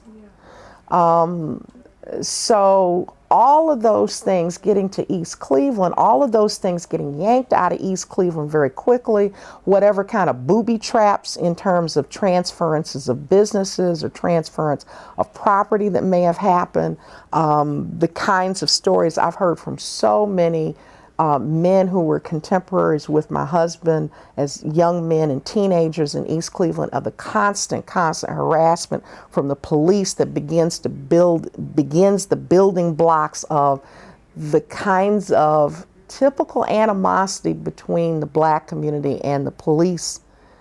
I don't care if you're in California or New York. So therefore, even the good cops are going, we can't get the community to cooperate from us. Well, there's this whole history and sea of, I can't trust you and you come after me for nothing. So all of those things kind of add up on how racism has its impact and how it's embedded into the fabric of things. I am hearing you talk about your experience with your grandparents living in the house that you built in a mostly black neighborhood, and then having to pick up from there and move as one of the first, second, or third families in a mostly white neighborhood. Parallels in a certain sense your husband's family's experience here. Right. Have you heard them speak of what it was like being one of those first black families? Oh yeah, there was all kinds of different things that they talked about.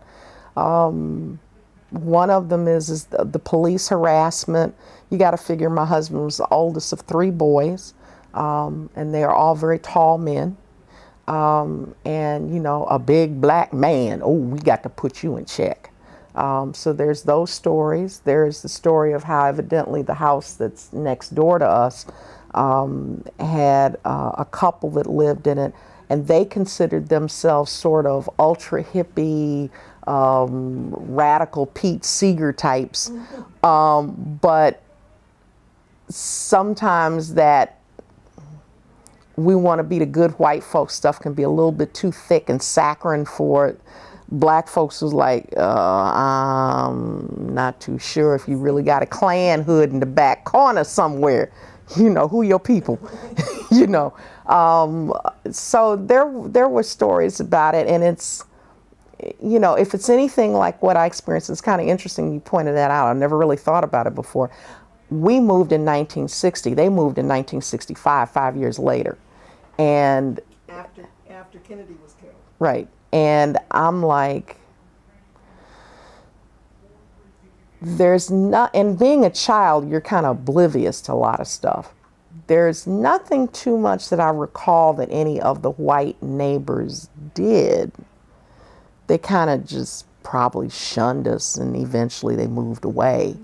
And there's nothing that I particularly recall that people talked about here in terms of like the white neighbors doing anything to them. It's just that, you know, they said in 2 years' time, the only white folks left was the Frannons right next door. Rest of them was gone.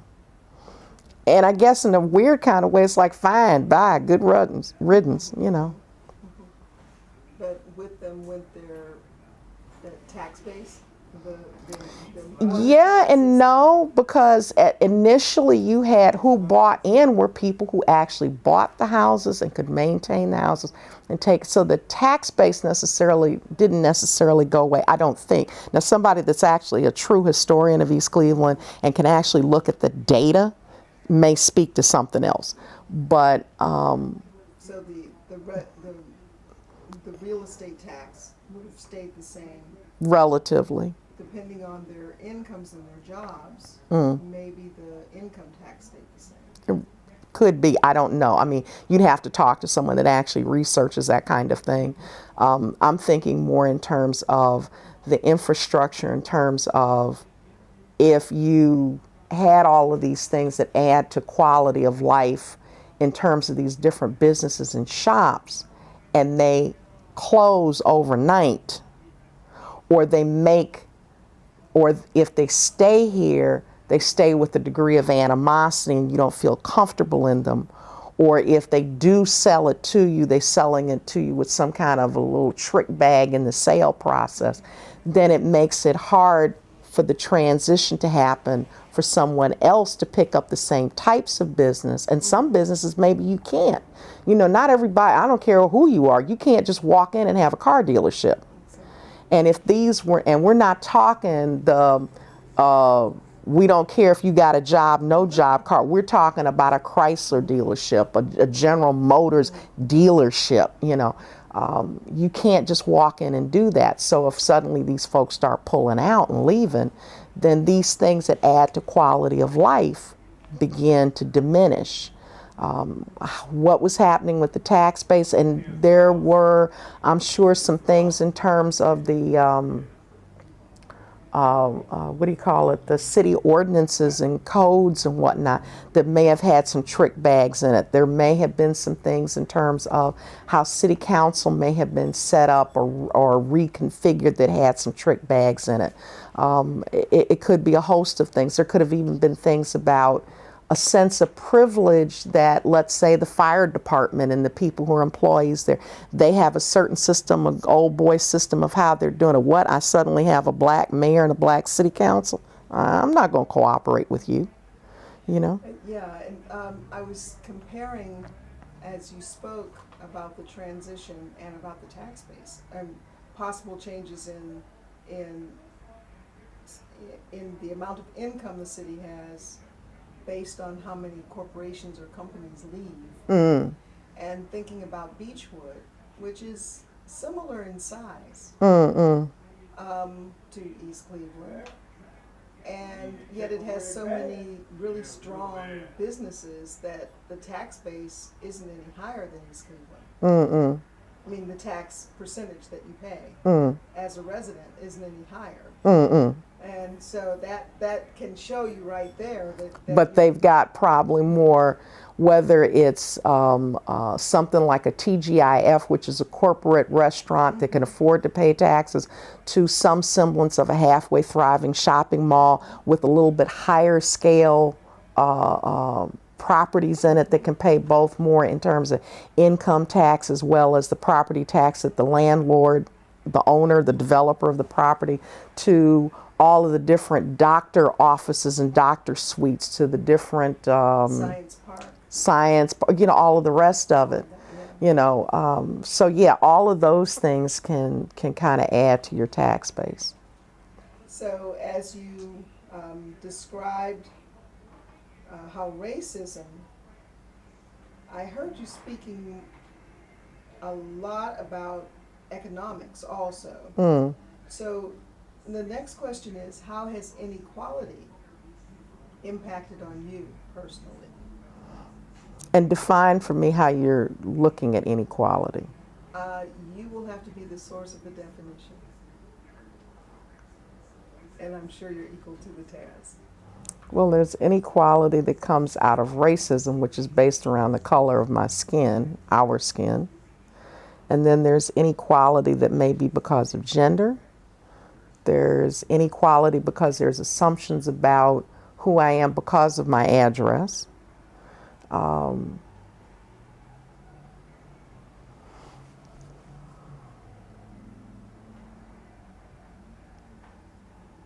you're asking this in relationship to East Cleveland or just in general? Right now I'm asking it in relationship to you. How has inequality impacted on your life personally?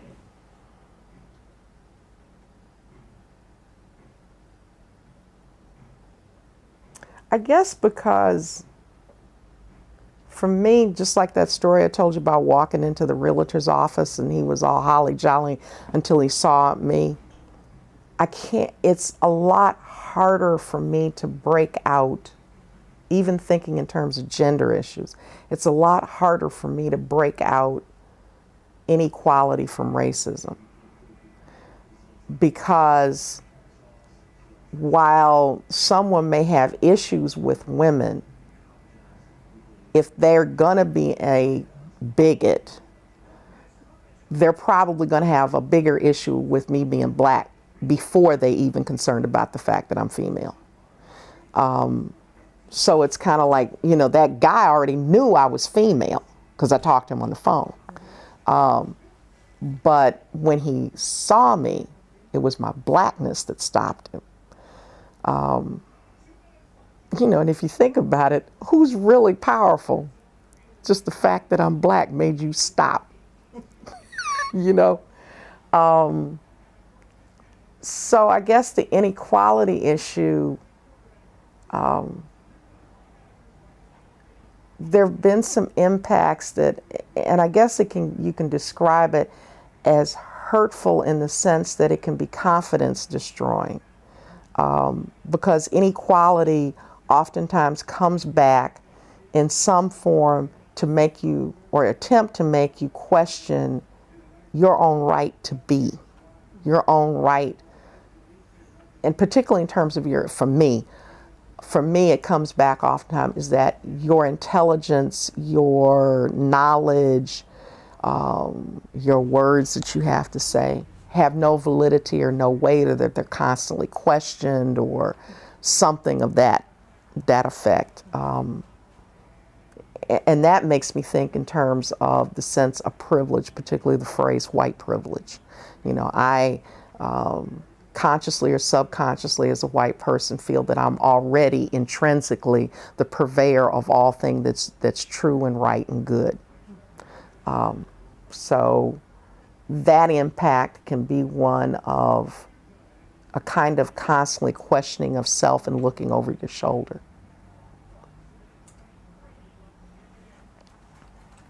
And a similar question about the city of East Cleveland. Mm-hmm. How has inequality impacted the city of East Cleveland?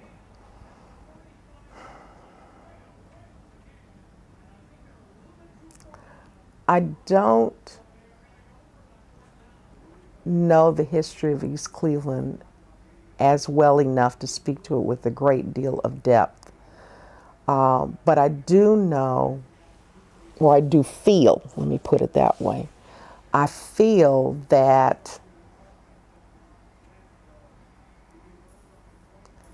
right or wrong, there are frequently times in which this community, and I would say particularly earlier on, particularly when it was still, folks was going to work, had jobs, cutting the grass, going to church on Sunday, that there were assumptions and degradations that were made on the community that in the end became almost in a way self-fulfilling prophecies when the economic base was taken out. See, I told you them people couldn't do nothing.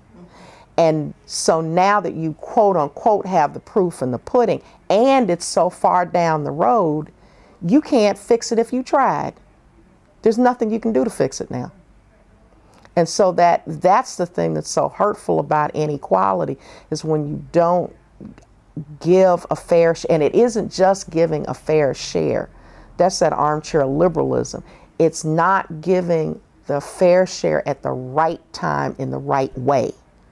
Because, you know, somebody could, I don't know, have advanced stage tuberculosis and go into an asthma attack, and you walk up to them with some Vicks Vapor Rub and say, well, I'm trying to give you an equal opportunity to breathe.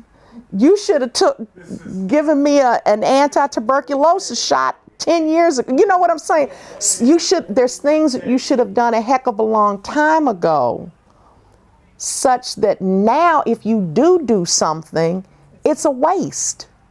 It's absolutely a waste. In fact, it might be better off you just let the person expire.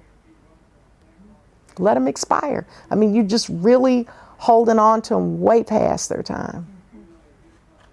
So inequality is really, in your way of thinking, hammered East Cleveland into the ground.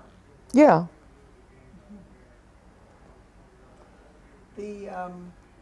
And at this point, I've heard you almost equate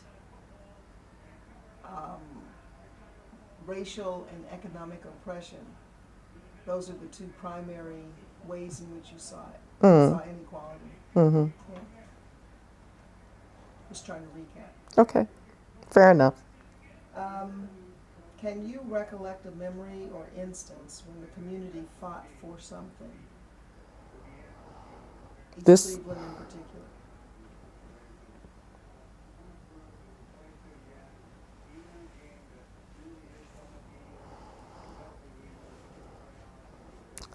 There are, I can think of some attempt that was made, I guess probably most recently, was Huron Road Hospital.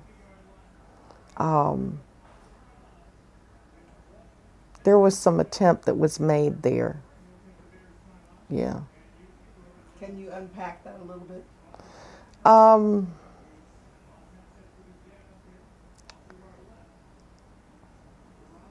Going up against the fake nonprofit juggernaut known as Cleveland Clinic and Goliath did destroy Goliath. Goliath was a giant, and it took a young chap with 3 smooth stones to take him down. David was brave, and he was empowered by the Almighty. But Goliath had been out there fighting and killing up a whole lot of people for a real long time. And I'm not real sure that we got a David to go up against the Goliath called Cleveland Clinic. What Cleveland Clinic already had made known when they put a shot across the bow, what was it, about 2 years before the actual closing, there had been a previous attempt to close the hospital. If anything, it should have been addressed much more aggressively and with much more sophistication and savvy, probably. Now, what that sophistication and savvy is, I don't make a claim to know it, but just knowing the general nature of having to fight anything, you really have to have multiple layers of different forms of fighting against it going on simultaneously. Probably the most powerful ones are some heavy-duty political arm twisting and economic leveraging of some type behind the scenes. And so by the time the second occurrence came around, it was good and right that people fought against it. What I think folks settled too quickly, too easily, for too small of a coin. I sure as heck wasn't happy about it. And at the same time, I do know, and I, to a certain extent, personally experienced it, that while the Huron Road ER was highly vaunted as the best ER in the region, they knew their stuff hands down, because literally within, I want to say it was a week, yeah, it was a week before the actual closing of Huron Road Hospital, my husband went into medical crisis. He had massive internal bleeding. He almost bled completely out. They took him to Huron Road Hospital, thank God, because if he had to go to UH across town, he would be dead.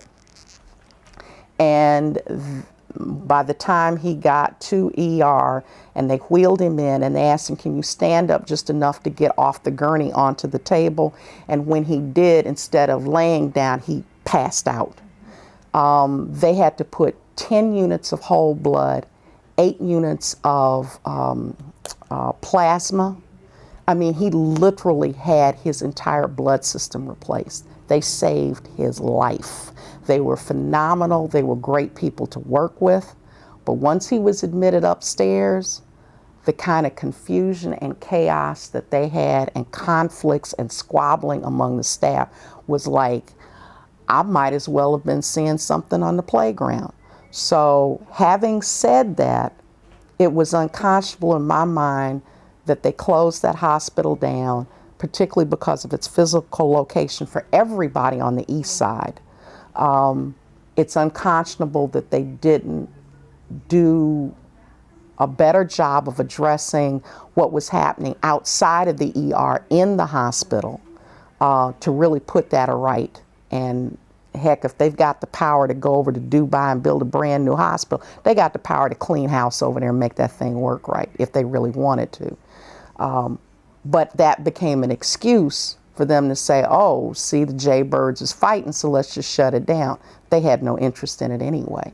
And I think it's the most blatant case of just flat out racism and callous disregard. And you talk about inequality. So people did raise up. They did have something to say. They had a right to say it. I believe it was a good thing that they said it.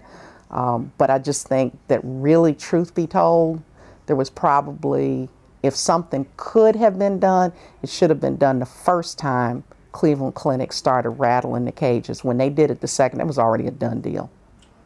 When they first talked about it, as I recall, they talked about simply closing the trauma unit, the ER. And you're suggesting that the ER was the best part of the hospital. The ER is the best part.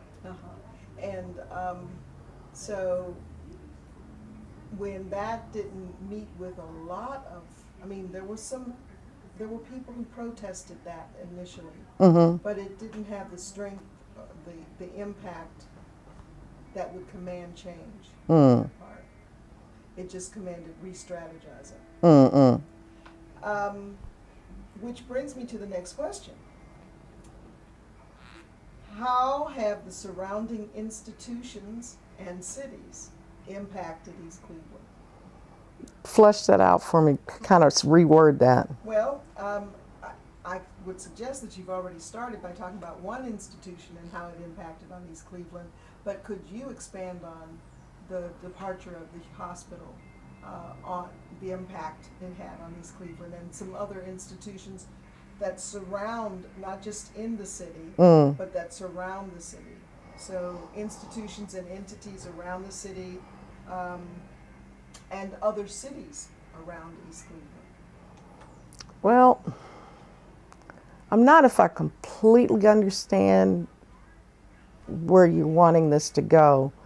But if East Cleveland has been neglected and people have kind of turned their nose up like they just stepped in a pile of poop, as it relates to anybody and anything in East Cleveland, guess what? That stuff travels.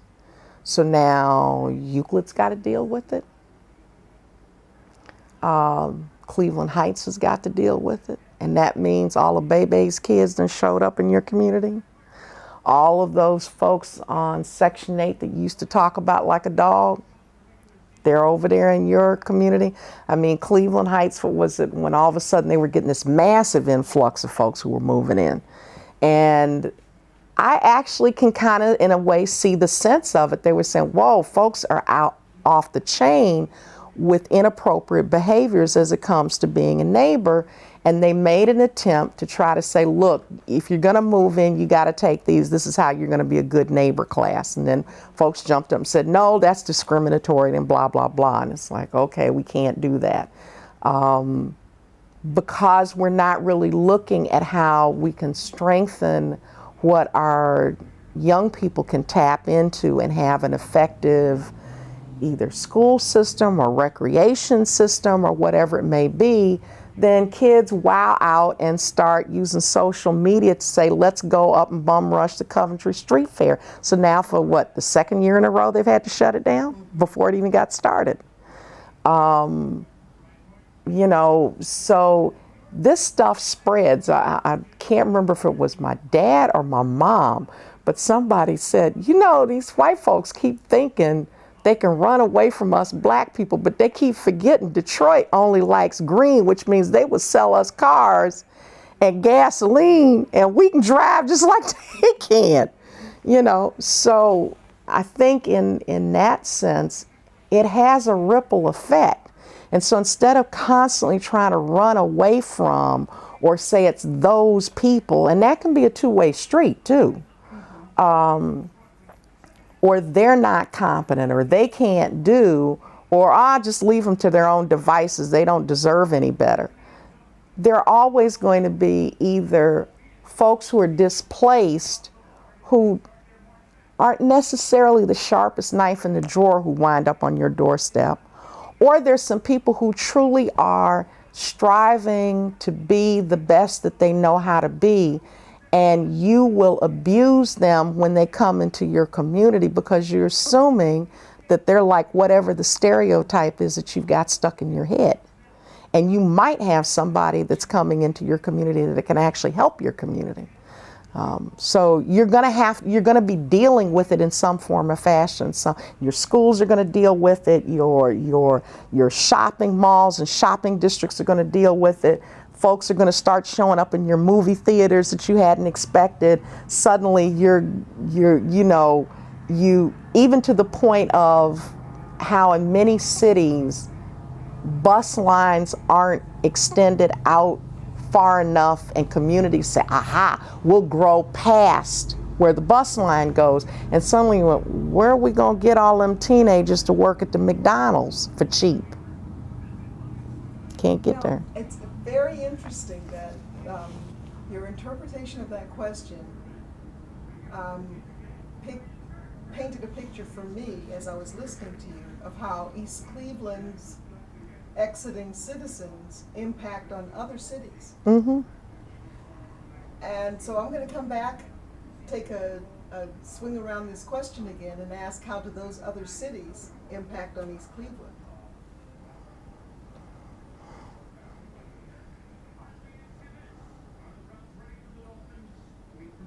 Or the institutions that surround East Cleveland. There are some institutions, and the first thing I go to is University Circle and Cleveland Clinic.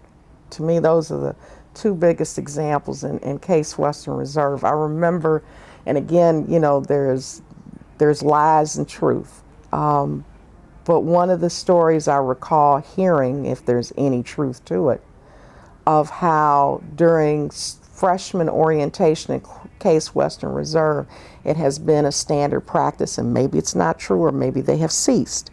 But the story exists, and sometimes that can have as much of an impact as the reality. That during freshman orientation, it was standard practice from faculty and administrators to make it very clear in their very public conversation with these bright-eyed young things, don't go beyond the bridge over in East Cleveland because you will be killed, raped, and robbed. Ironically enough, now you have, what is it, Town Center East or whatever it is, this little piece of an imitation apartment complex or whatever, that's built for the convenience of employees of University Circle and whatnot.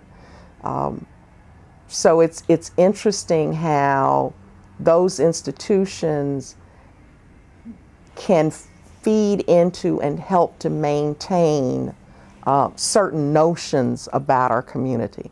And it's really sad if you look at it, you know, you look at who they may be talking to are not just necessarily Clevelanders. If you go to any college or university, those people are coming from all over the world. And hopefully as they matriculate, they're going to be going all over the world and into all kinds of environments and jobs and et cetera, et cetera. So this accurate or inaccurate story is going to go with them. It seems to me a little absurd that you have essentially a bedroom community called East Cleveland that, as dysfunctional as it is, ought to be a fairly easy place to come into to do what you have to do.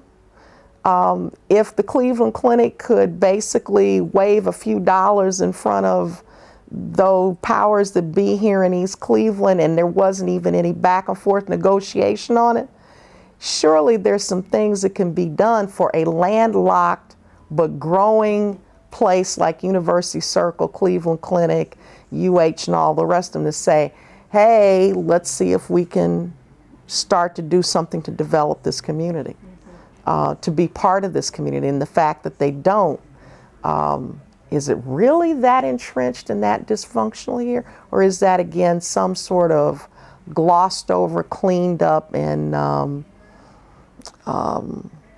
justified form of racism or some form of inequality?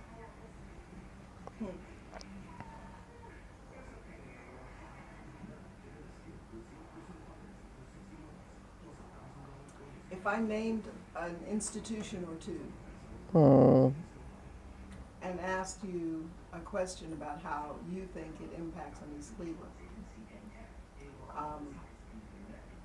let's play that game for a minute. How does,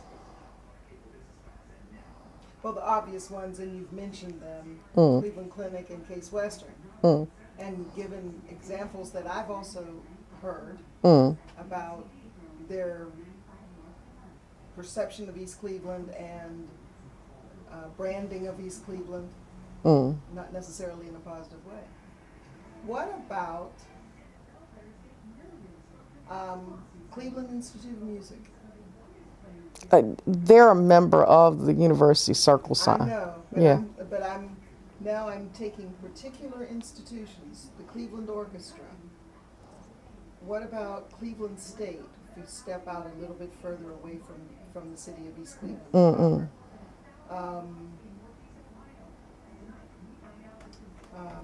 Downtown Cleveland's bars and recreational. I think East Cleveland is probably the further away from East Cleveland you get, the more East Cleveland is a non-entity, a non-thought about thing. That's my opinion and impression. It may be as wrong as two left shoes. So when an organization or an institution or a business is planning its 5-year plan, they're not thinking about how. They would probably think about West Podunk, Mississippi before they think about East Cleveland. East Cleveland just is not a thought. Does that, East Cleveland not being a thought or a consideration, because remember I said in terms of size, Beechwood is somewhat similar. That has nothing to do with it. So my question is, did they think about Beechwood? Probably do, because I would dare say there's, and that's a hard generalization. I don't know the complete census of East Cleveland, and I know there are people in East Cleveland like you and I who are people who are on different kinds of boards, who participate in lots of cultural different institutions, who actually run or operate aspects of these cultural institutions. But I would dare say that probably in Beechwood, that ilk is probably a larger percentage of the Beechwood community. And also because the Beechwood community, I would guess, probably votes in a higher percentage across a broader spectrum of their population, and are probably more prone to, and here's the thing, not be just an activist in the sort of rah-rah kiss kumbah kind of a way, but activists in the sense that they really know how to do the long-term strategic planning, the thoughtful strategizing and coupling that with good scaffold tactics to really affect change, combined with the intelligent patience of now is or is not the time to take this action, now is or is not the best time to show your hand or to even show your anger or your indignation. How to play coy, or how to get angry in the right way at the right time, rather than just sort of blah out there. So I would say my impression, my guess, is that the Beechwoods of the world have a larger percentage of folk who know how to do that and are themselves placed in enough different institutional places that they already sit on or own the businesses of or have inroads to everything from the plain dealer to whoever the development group is that's developing what used to be the Cleveland Trust building and is now going to be the county office tower, or who may be on some sort of board at Cleveland State, or et cetera, et cetera. So they're going to make themselves present and known. Which then impacts on their city in a way that is not. That's beneficial for them.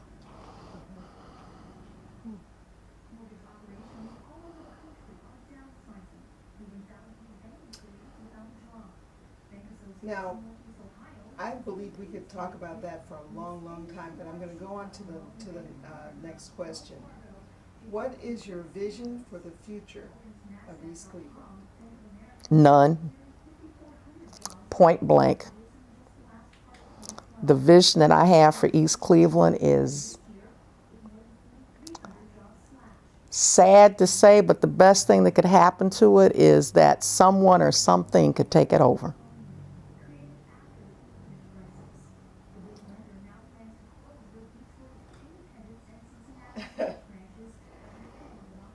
How do you see that happening?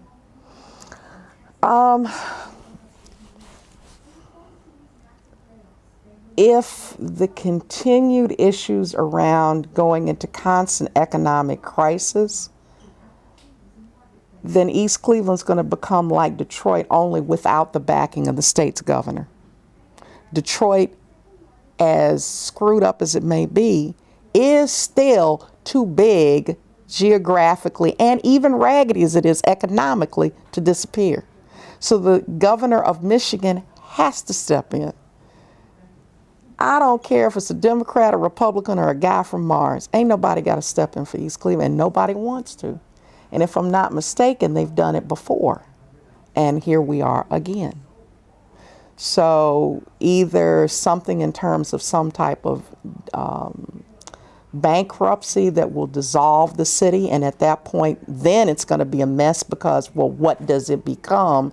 Does it become absorbed by some other municipality, and what municipality will want to take it on? And will it take it on as the whole kit and caboodle, or will it get divided up, you know, by essentially Euclid, Cleveland Heights, and Cleveland, you know? And it may continue to limp along in the way that it's doing, but I think it's had this same economic meltdown hiccup, combined with the just sort of like rotating circus called city government. It's not sustainable. Now, I noticed in all of our discussions so far this evening about East Cleveland and your relationship to it, there are some things that you haven't mentioned.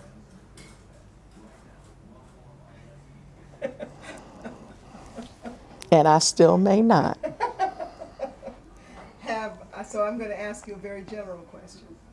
Have there been any institutions, organizations, or activities in East Cleveland that you have participated in that you'd like to talk about? And No. okay. And a question that is somewhat related. Tell me about the major issues that need addressing in order to better your neighborhood, community, or city, excuse me. Well, city governance is one of them, but to get at that, you actually have to have an actively engaged electorate and a reasonably well-informed, thinking, intelligent electorate. I have a sneaking suspicion that there are more people in East Cleveland who probably can fit that category, but have just gotten to the place that said, you know what, to heck with it. And they have basically just dropped out and are like, you know what, right now the economy's bad, jobs are scarce, real estate values aren't worth crap. I can't sell my house, and if I did, I wouldn't get anything out of it. So, hey, I'm gonna go to work, pay my taxes, cut the grass in my yard, mind my business, and be done with it. And at the same time, they probably are folk who are, and when I say well-educated, I'm not talking about you simply have a degree. My grandparents, as I said, did not graduate from high school. Those were some of the most well-read, thoughtful people. My grandmother, who was mean as a snake and tough nails, but she had logic. She could think things through, and she wasn't going to jump up because somebody told her to jump up. My grandfather was a person of compassion and understanding, and he was thoughtful, and he took time to read and to research and to really go in and say, well, over here it said this, but I remember over there I read this thing, and really think for himself. So when I say well-educated, maybe the other way of saying it is sophisticated, that they have a broader sense of how the world works and what the possibilities are. There's probably a larger percentage of folk of that nature in East Cleveland, but they've become disengaged. And as long as they are, knowing American voting patterns, where typically of the numbers of people who are eligible to register to vote, only 50% of them bother to register, and of those who register, only about, I don't know what the number is for real, like 25% of those actually vote. I would dare say it's probably of those who are of some semblance of you're eligible to register in East Cleveland and participate. It's probably more like about 25% of them are even registering. And of that 25, there's probably only 5 or 10% that's actually voting. And the rest of them are registering because they want to vote for the county or the state or something, and it just sort of keeps them in the loop. But as far as East Cleveland's concerned, it's like I've given up. And so if you've got this very narrow pool, it could work, it could. But if you've got this very narrow pool, then you have less chance of really making some substantive change about how city governance are going to be, and really turn over in an effective or complete way who's at the helm, what the ordinances are, what the laws are, and to really press for more effective and important things that need to be on the city's agenda, and to hold people accountable. Well, now I have two questions that you sparked with that answer. It was a complicated answer. Two questions. One is very personal.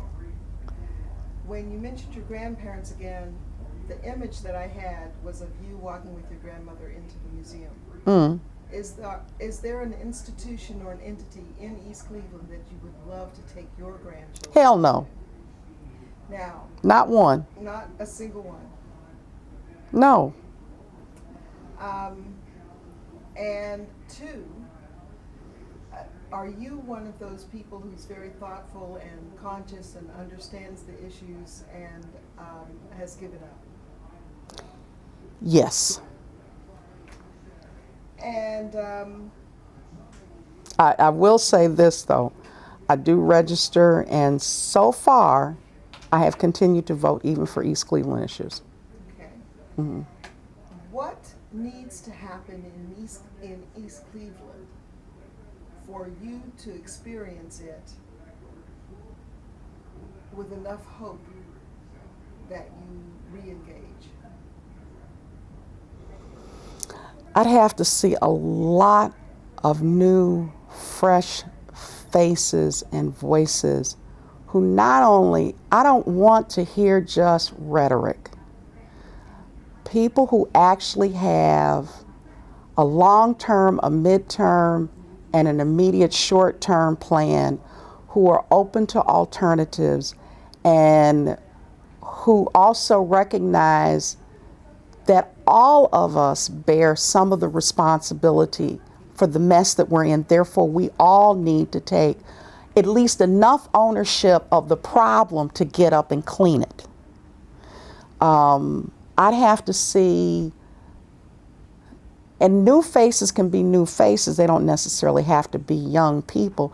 But I think at this point it really would have to be young. I think, in a weird sort of way, this week has been about honoring the 50th anniversary of, and it's kind of confusing, because the March on Washington was about justice and ending racism. It was about justice and equality. It was not the March on Washington to hear Martin Luther King speak. Martin Luther King almost didn't even make it on the program. And sometimes we can get so caught up in the rhetoric, no matter how good and quote unquote right the rhetoric is, that we can forget the actual purpose of what we're there for. And I think that kind of in some ways lays the groundwork for why we've gotten off kilter as a Black community, or a community of progressives and open-minded people, regardless of color or gender or sexual orientation, that we've gotten off kilter about what our real purpose is, because we got too hung up on that piece, fine though it is. We got too hung up on that rhetoric. And so when I look and I'm seeing the march, and it's like, yeah, when the march happened, I was 13 years old. And I'm seeing a whole lot of my age peers out there. And I do see young ones and young people. But when the march happened, we were a lot younger. When the march happened, the bulk of the people who were there were really in their 30s and their 40s, the bulk of them. And when the march happened, it's because people were activated. I can see the Million Man March that happened a few years back as having more of a real grassroots energy than this walk down memory lane. And I'm kind of the mindset, sorry, maybe it's because we're both Tauruses. Like Malcolm said, it's nice, but in order to have a dream, you got to be asleep. So I'd have to see some new voices and faces with some consistency who have long, medium, and short-term plans, who are willing to look at what are some solutions other than the same old we've been reciting since We Shall Overcome.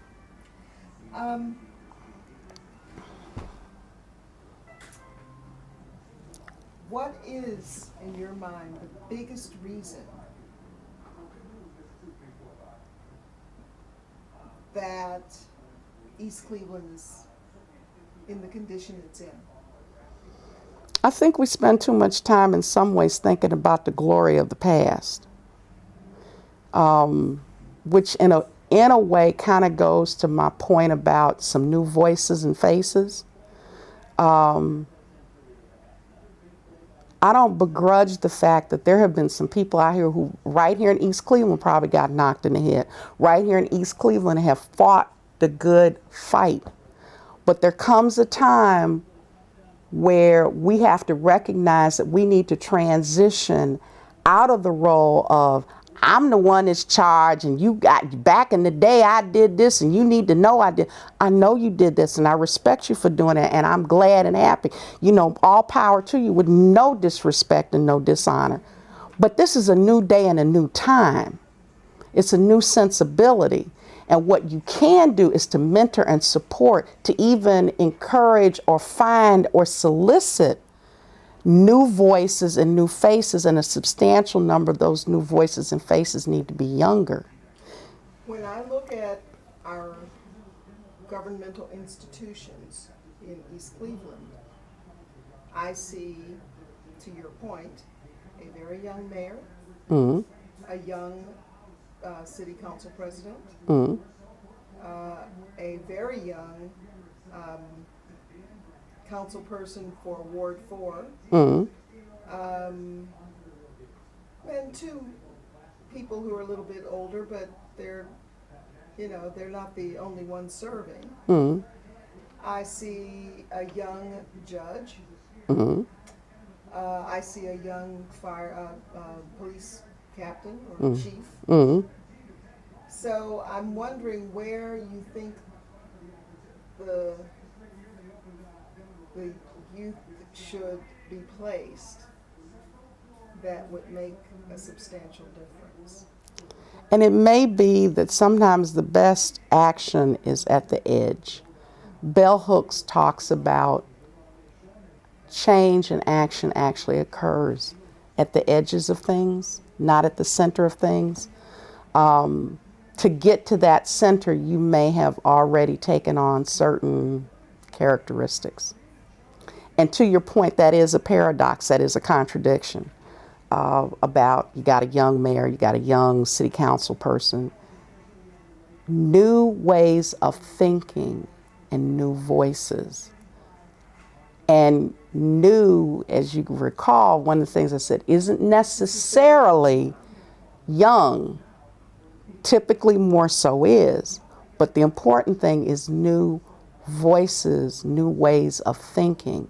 And if the way you're thinking and the rhetoric you're giving and the way you're operating, even though you chronologically may be young, is still about that old system and that old process, then it don't matter if you're 10 or 100. Well, I will venture to ask you this question. I know you spent some time serving on East Cleveland's library board. I know that there have been people in our community, because I've heard it, suggesting that you might want to serve on the school board. Absolutely. Well, go ahead. Can you first share a little bit about your experience in your service as a member of the library board, and then talk about how you, if you think about serving in other capacities such as the school board, what do you come away with? My experience in, I'm going to back up and say that under Eric Brewer, I served on the mayor's charter review committee. And challenges that occurred there more had to do with people trying to think through, thoughtful people who were struggling to try to think through, how do we get out of the conundrum? How can we think of other ways? We couldn't necessarily, and that's what made me, was part of what was guiding my earlier statements about there's certain ways that, let's say, your city charter, whatever, is set up that create these gridlocks. And unless you do certain very huge steps or put in a strategy for that, which oftentimes requires having to get 2/3 majority to change the entire city charter or that kind of business, then it becomes difficult. So that challenge was the kind of challenge that you feel like putting your shoulder to the wheel. Because it was, we're all struggling. Now, we might not have overcome it, but dagnabbit, we're working together to try to figure this thing out. From there, I was approached on one occasion, actually 2 occasions, about the school board. I was very reluctant to do it, did not do it. Then the thing with the library came forward, and there was a vision in terms of how, at that point, I had a vision of, and had that vision shared. In fact, there were other individuals who had the vision of how a library, which is a cultural institution, could potentially be the springboard for a valid way of revitalizing the city through a long-term strategy plan that could help the city become a cultural mecca and hub.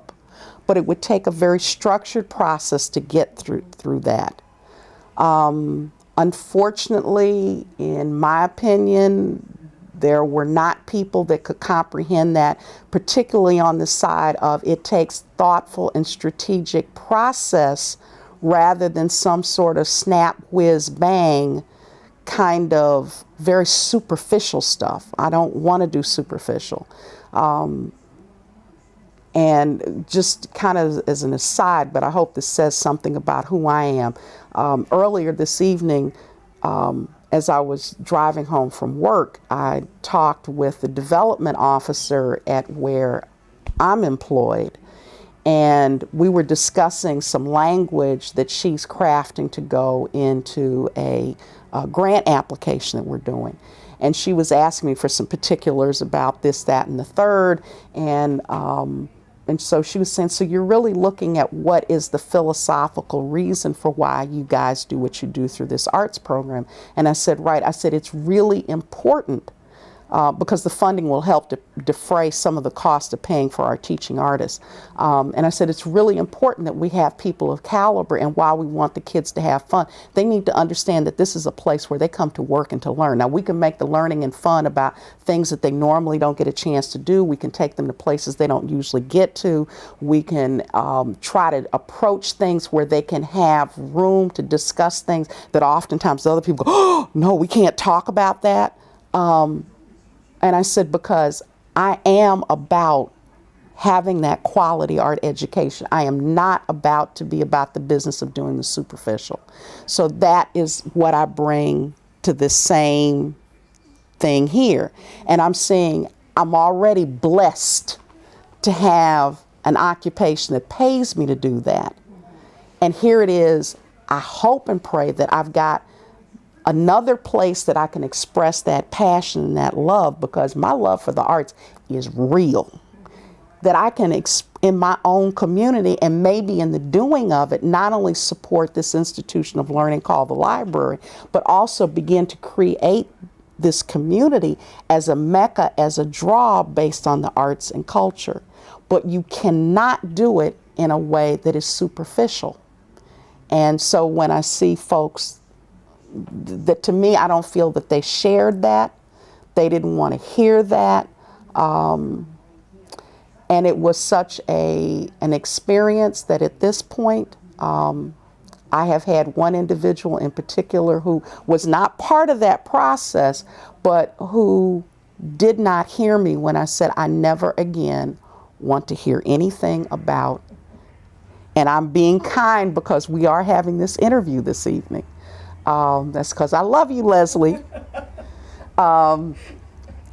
But I don't ever want to hear anything about it again. It took the last piece of hope that I had about East Cleveland and made it crystal clear to me that without vision, my people perish, and these people have gouged their own eyes out. Well, that's an honest expression, and I know it wasn't easy to voice, but we did come here tonight to hear your voice, and I knew you wouldn't. I wouldn't disappoint. You wouldn't disappoint. Do you still have any tape left in that thing? There is one more question, which I'm glancing at the door as I. Because you know Mary's going to be going, when is she getting home? That's not why. The reason why is it's almost redundant. So I'm going to ask it though because it's on the list. Okay. What would you be prepared to do to participate in making East Cleveland better?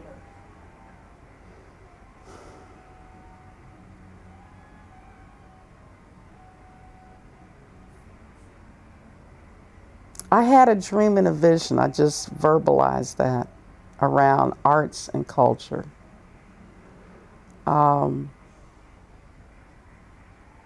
I'd have to see a massive sea change.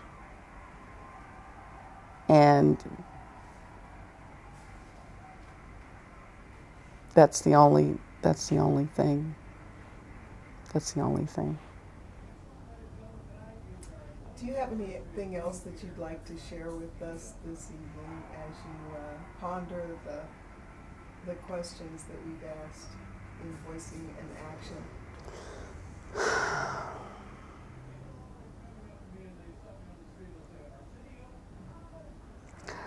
I think the questions that were asked verbally tonight, I'm sorry, I hope that didn't mess anything up,